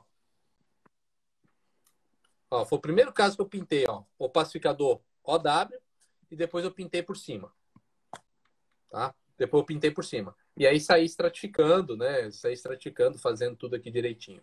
Ô Zé, tem muita coisa que a gente faz, que a gente aprende e que depois que faz e se arrepende. Por exemplo, fio retrator. Já agarrou o fio embaixo da sua resina? Pô. E quando não agarra, que você acha que tá lindo, aí a hora que você faz a foto tem o pelo assim, ó, preso lá na fotografia. Que você Só faz o pelo lá. Então, te falando, ó, vamos fazer o seguinte, a gente tem 10 minutos ainda, vamos dar uma enchida de bola no Calixto. Você tem um caso feito com o Paker aí, não? O Pinkel Paker? O Paker da não, Ultradente? O Paker da Ultradente. Você tem? Cara, deixa eu pensar aqui. O Opaker da Ultradente, o Opaker da Ultradente. Zé, agora, eu acho que você me pegou aqui, que com ele documentado eu tenho um aqui. Pelo menos mostra ele aí. Vai só o pessoal matar a curiosidade, que o pessoal tá perguntando bastante dele aí. Vamos só eu tenho aqui que foi da... vou caçar na pasta do paciente aqui, hein? Então caça aí. O problema é lembrar o nome da paciente. Só pra gente encerrar com o caso do Opaker da Ultradente aí. Já achou? Achei. Então vamos tirar os comentários para o pessoal poder ver aí. Ó, só vou jogar algumas imagens aqui. Isso. Né? Só o pessoal entender como é que é e como é que trabalha com ele. Para ser feito, né? Para ser feito um dentão aqui, um centralzão, que já tinha sido feito algumas vezes. O resultado não tinha sido dos melhores. A gente removeu o material restaurador que tinha lá. A gente tem esse aí, ó, um substrato escuro, né? E a gente precisa só reanatomizar isso aqui, tentar, se a gente vê o espaço é um pouquinho maior, eu tive que equilibrar um pouquinho na mesial desse dente aqui, ó, o Opaker, tá? Esse é o Opaker da Ultradente, a forma Opaker. O que é? Uma resina em pasta, a gente coloca aqui com a espátula, espalha, faz uma camada regular, né? Você pode ver que o meu terço incisal aqui eu deixei um preparo um pouquinho menor, que aqui com dentina eu consigo equilibrar. Pode ver que eu tenho bastante diferença de cor aqui ainda, tá? Mas isso aqui eu compenso aonde? Na minha dentina, tá? Na dentina a gente consegue compensar. Deixa eu ver se aqui ainda é Opaker. Lembrando, né, Jorge? Lembrando que num paciente jovem... Aqui já é final imediato, ó. Já é final imediato aqui. Né, ó? Então, assim, o opacificador, como eu falei antes ali, o opacificador talvez seja um agente muito importante para você barrar o inicial. Mas acertar as massas de resina talvez seja melhor, pô. Talvez seja mais interessante. Olha, esse tudo aqui no imediato ainda, tá bem desidratado. Isso aqui, ele vai mudar de cor, né? Deixa eu ver se eu acho a dela já finalizada. Eu tinha aqui uma já finalizada. Não. Bom, Zé, mas eu acho que pra gente mostrar o Opaker, essa aqui já deu pra gente ver aqui com essa camada, ó. Né? Lembrando, né, Jorge, que num paciente jovem, essa diferença de cor de estratificação, onde a gente tem uma dentina mais saturada do que o esmalte, é uma relação muito comum de trabalho que a gente tem, né? O paciente, quanto mais jovem for o paciente, a gente vai ter um esmalte que exerce um papel de filtro de cor. Normalmente mais claro. Mais claro, até porque esse esmalte no paciente jovem ele é mais espesso, ele é mais texturizado e ele influencia muito mais a cor final do dente do que num paciente de idade. Exatamente. Então, essa estratificação num paciente jovem, ela normalmente é uma estratificação muito mais difícil da gente fazer, requer uma observação muito mais criteriosa e uma escolha das camadas de resina também mais criteriosa do que quando a gente faz um paciente mais velho. O paciente mais velho geralmente dá muito menos trabalho para a gente em termos de estratificação, porque você, às vezes, com a cor de corpo e de dentina, você resolve o caso de uma forma mais fácil. No paciente jovem é muito mais difícil, né? Porque você tem que, geralmente, optar por uma cor de dentina de corpo um pouco mais saturada e chegar na cor final do dente com um esmalte que você elegeu, às vezes mais leitoso, às vezes de valor maior. E aí a coisa complica um pouco, é aí onde a gente erra mais, né? E assim, cara, se a gente pode fechar esse raciocínio, é aquilo que a gente falou, vamos voltar a bater na mesma tecla. É treinar óleo, treinar a mão e conhecer o material que você está trabalhando. Cara, depois disso, tá? A curva de aprendizado fica só ascendente. Tá. Rapidona. Só para a gente finalizar do ponto de vista técnico. Então vamos lá, eu fiz a minha restauração, o paciente voltou semana seguinte, eu errei. Eu errei, por exemplo, e eu preciso acertar essa minha cor. Não importa se eu vou ter que colocar, eu vou ter que tirar um pouco do meu esmalte para acertar a minha cor, ou para mascarar uma linha da classe 4, papapá, isso o Calixto já mostrou nas lives, né? Cobrir parte do bisel com cor opaca e tal. Qual é o teu protocolo de remoção e depois de fazer uma nova adesão de uma resina nova numa resina que você fez semana passada? Só para a gente encerrar e dar uma técnica de retoque nessa resina. O que você faz? Reparo em resina composta, tá? Composta imediata, né? Que você fez, acabou de fazer agora, a resina sua, que você confia, que você sabe quem fez, como você polimerizou. Eu vou acertar a gente pode até falar as duas situações, né? A gente pode falar situações diferentes aí. 5 Reparo em minutos. resina composta. Não, dá de boa. Se eu tenho o meu resina nova, Zé acabou de falar aí, vamos pensar aí que eu dente escurecido que eu vou ter que reparar, tá? Até onde eu vou preparar? Se o meu problema eu acho que está lá na dentina, a gente vai preparar até a dentina, ou pelo menos tirar uma camada da dentina, tá? Qual que eu preparo adesivo para isso aqui, tá? Tem muita coisa sugerida, né? Jateamento é sugerido, né? O ácido fosfórico sobre essa resina é sugerido mais por uma questão de limpeza do que realmente uma efetividade na adesão. E adesivo. Se a gente falar numa resina imediata, de poucos dias na boca, teoricamente, só adesivo já funciona. Alguns trabalhos mostram que se eu tenho uma resina que ela está há mais de 9 semanas na boca, obrigatoriamente eu tenho que trabalhar um silano, ok? Só que eu também não conheço nenhum trabalho, Zé, que mostra que silano pode ser prejudicial. Tá? Então você põe Então, sempre. Eu sempre silanizo aquela resina que eu vou reparar, tá? Lembrando porque você que é aumenta uma a quantidade de monômero reativo. Minuto, né? Uma camada, 1 minuto, espera secar naturalmente. No final, se tiver úmido ainda, joga um jatinho de ar. Se achar que está úmido ou que ela não...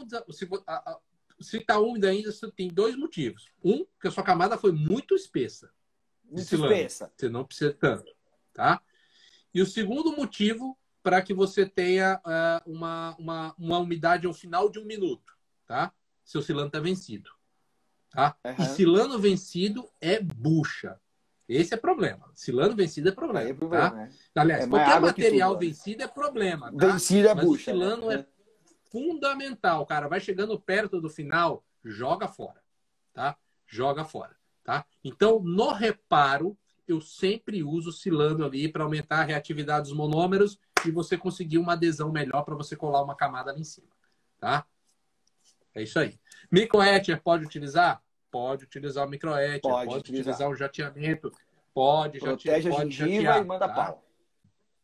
Manda bala. E vale a mesma coisa para resina antiga, só que, logicamente, cuidado, né? Porque você tem que confiar na resina, tá? Isso, confiar na resina, ver se é sua, se você sabe da procedência, como é que o que é o material, né? Jorginho, temos 2 minutos, cara. Silano da Ultradente, silano da Ivoclar, são 2 silanos excelentes, tá? São 2 silanos excelentes. Simbora, Zé? Simbora. Cara, nem sei como agradecer. Fantástico papo. A gente podia ficar aqui horas e horas, porque tem muito papo para discutir. O assunto podia se estender para um monte de coisa, né? Tem muita pergunta para a gente responder. Mas você sabe que as nossas conversas sempre são prolongadas, né? Muito obrigado por ter aceito o convite. Peraí que o pessoal vai surtar ali. Gente, fala. Limpeza, silano, adesivo, polimeriza. Essa é a sequência. Tá? Isso. Tá? Aí aplica a resina de novo. Pode ser. Cara, eu prefiro o adesivo puro. Né? Scott Bond, terceiro frasco, Scott Bond FL, são adesivo. Muita água. Se for universal, tem muita água na composição, evapora bem, porque senão fica água na composição. De novo, meu amigo, beijo grande. Obrigado por ter participado aqui com a gente. Foi show de bola. Tivemos picos aí de 350 pessoas com a gente o tempo inteiro. Zé, como sempre. Eu agradeço do coração, não só o convite pela live, mas por poder compartilhar a amizade com uma pessoa que eu admiro tanto e há tanto tempo, né? A gente nem sonhava em se conhecer, e eu tinha isso aqui já na minha, ó, Congresso da Bahia. Olha lá, ó, procedimento que é isso aí, Jorginho? Com José Carlos Garófalo. 2002. 2002, né? Faz tempo. Então, assim, né? Há muito tempo você é uma referência de trabalho e, assim, eu só tenho a agradecer a todos os conselhos, todos todas as ajudas que você sempre teve com uma mão exposta aí, estendeu a mão para a gente para aconselhar, para ajudar. Você é um grande amigo e eu sou muito honrado por ter sua amizade. Obrigado pelo convite. E você sabe que agora, hoje eu aprendo com vocês mais do que ensino. Gente, obrigado por vocês estarem aqui com a gente esse tempo todo. Obrigado por todo mundo que participou com a gente. Amanhã tem muito mais. Amanhã, Paulo Vinícius Soares na área. Essa galera vai estar com a gente. Quebra certeza tudo. De mais uma live fantástica. Amanhã a gente quebra a barraca aqui, tá bom? E essa semana, só para avisar, o Under Pressure vai ser às 8 da noite e não às 19, tá bom? Beijo grande para todo mundo. Até amanhã com Paulo Vinícius. Tchau, tchau. 30 aí!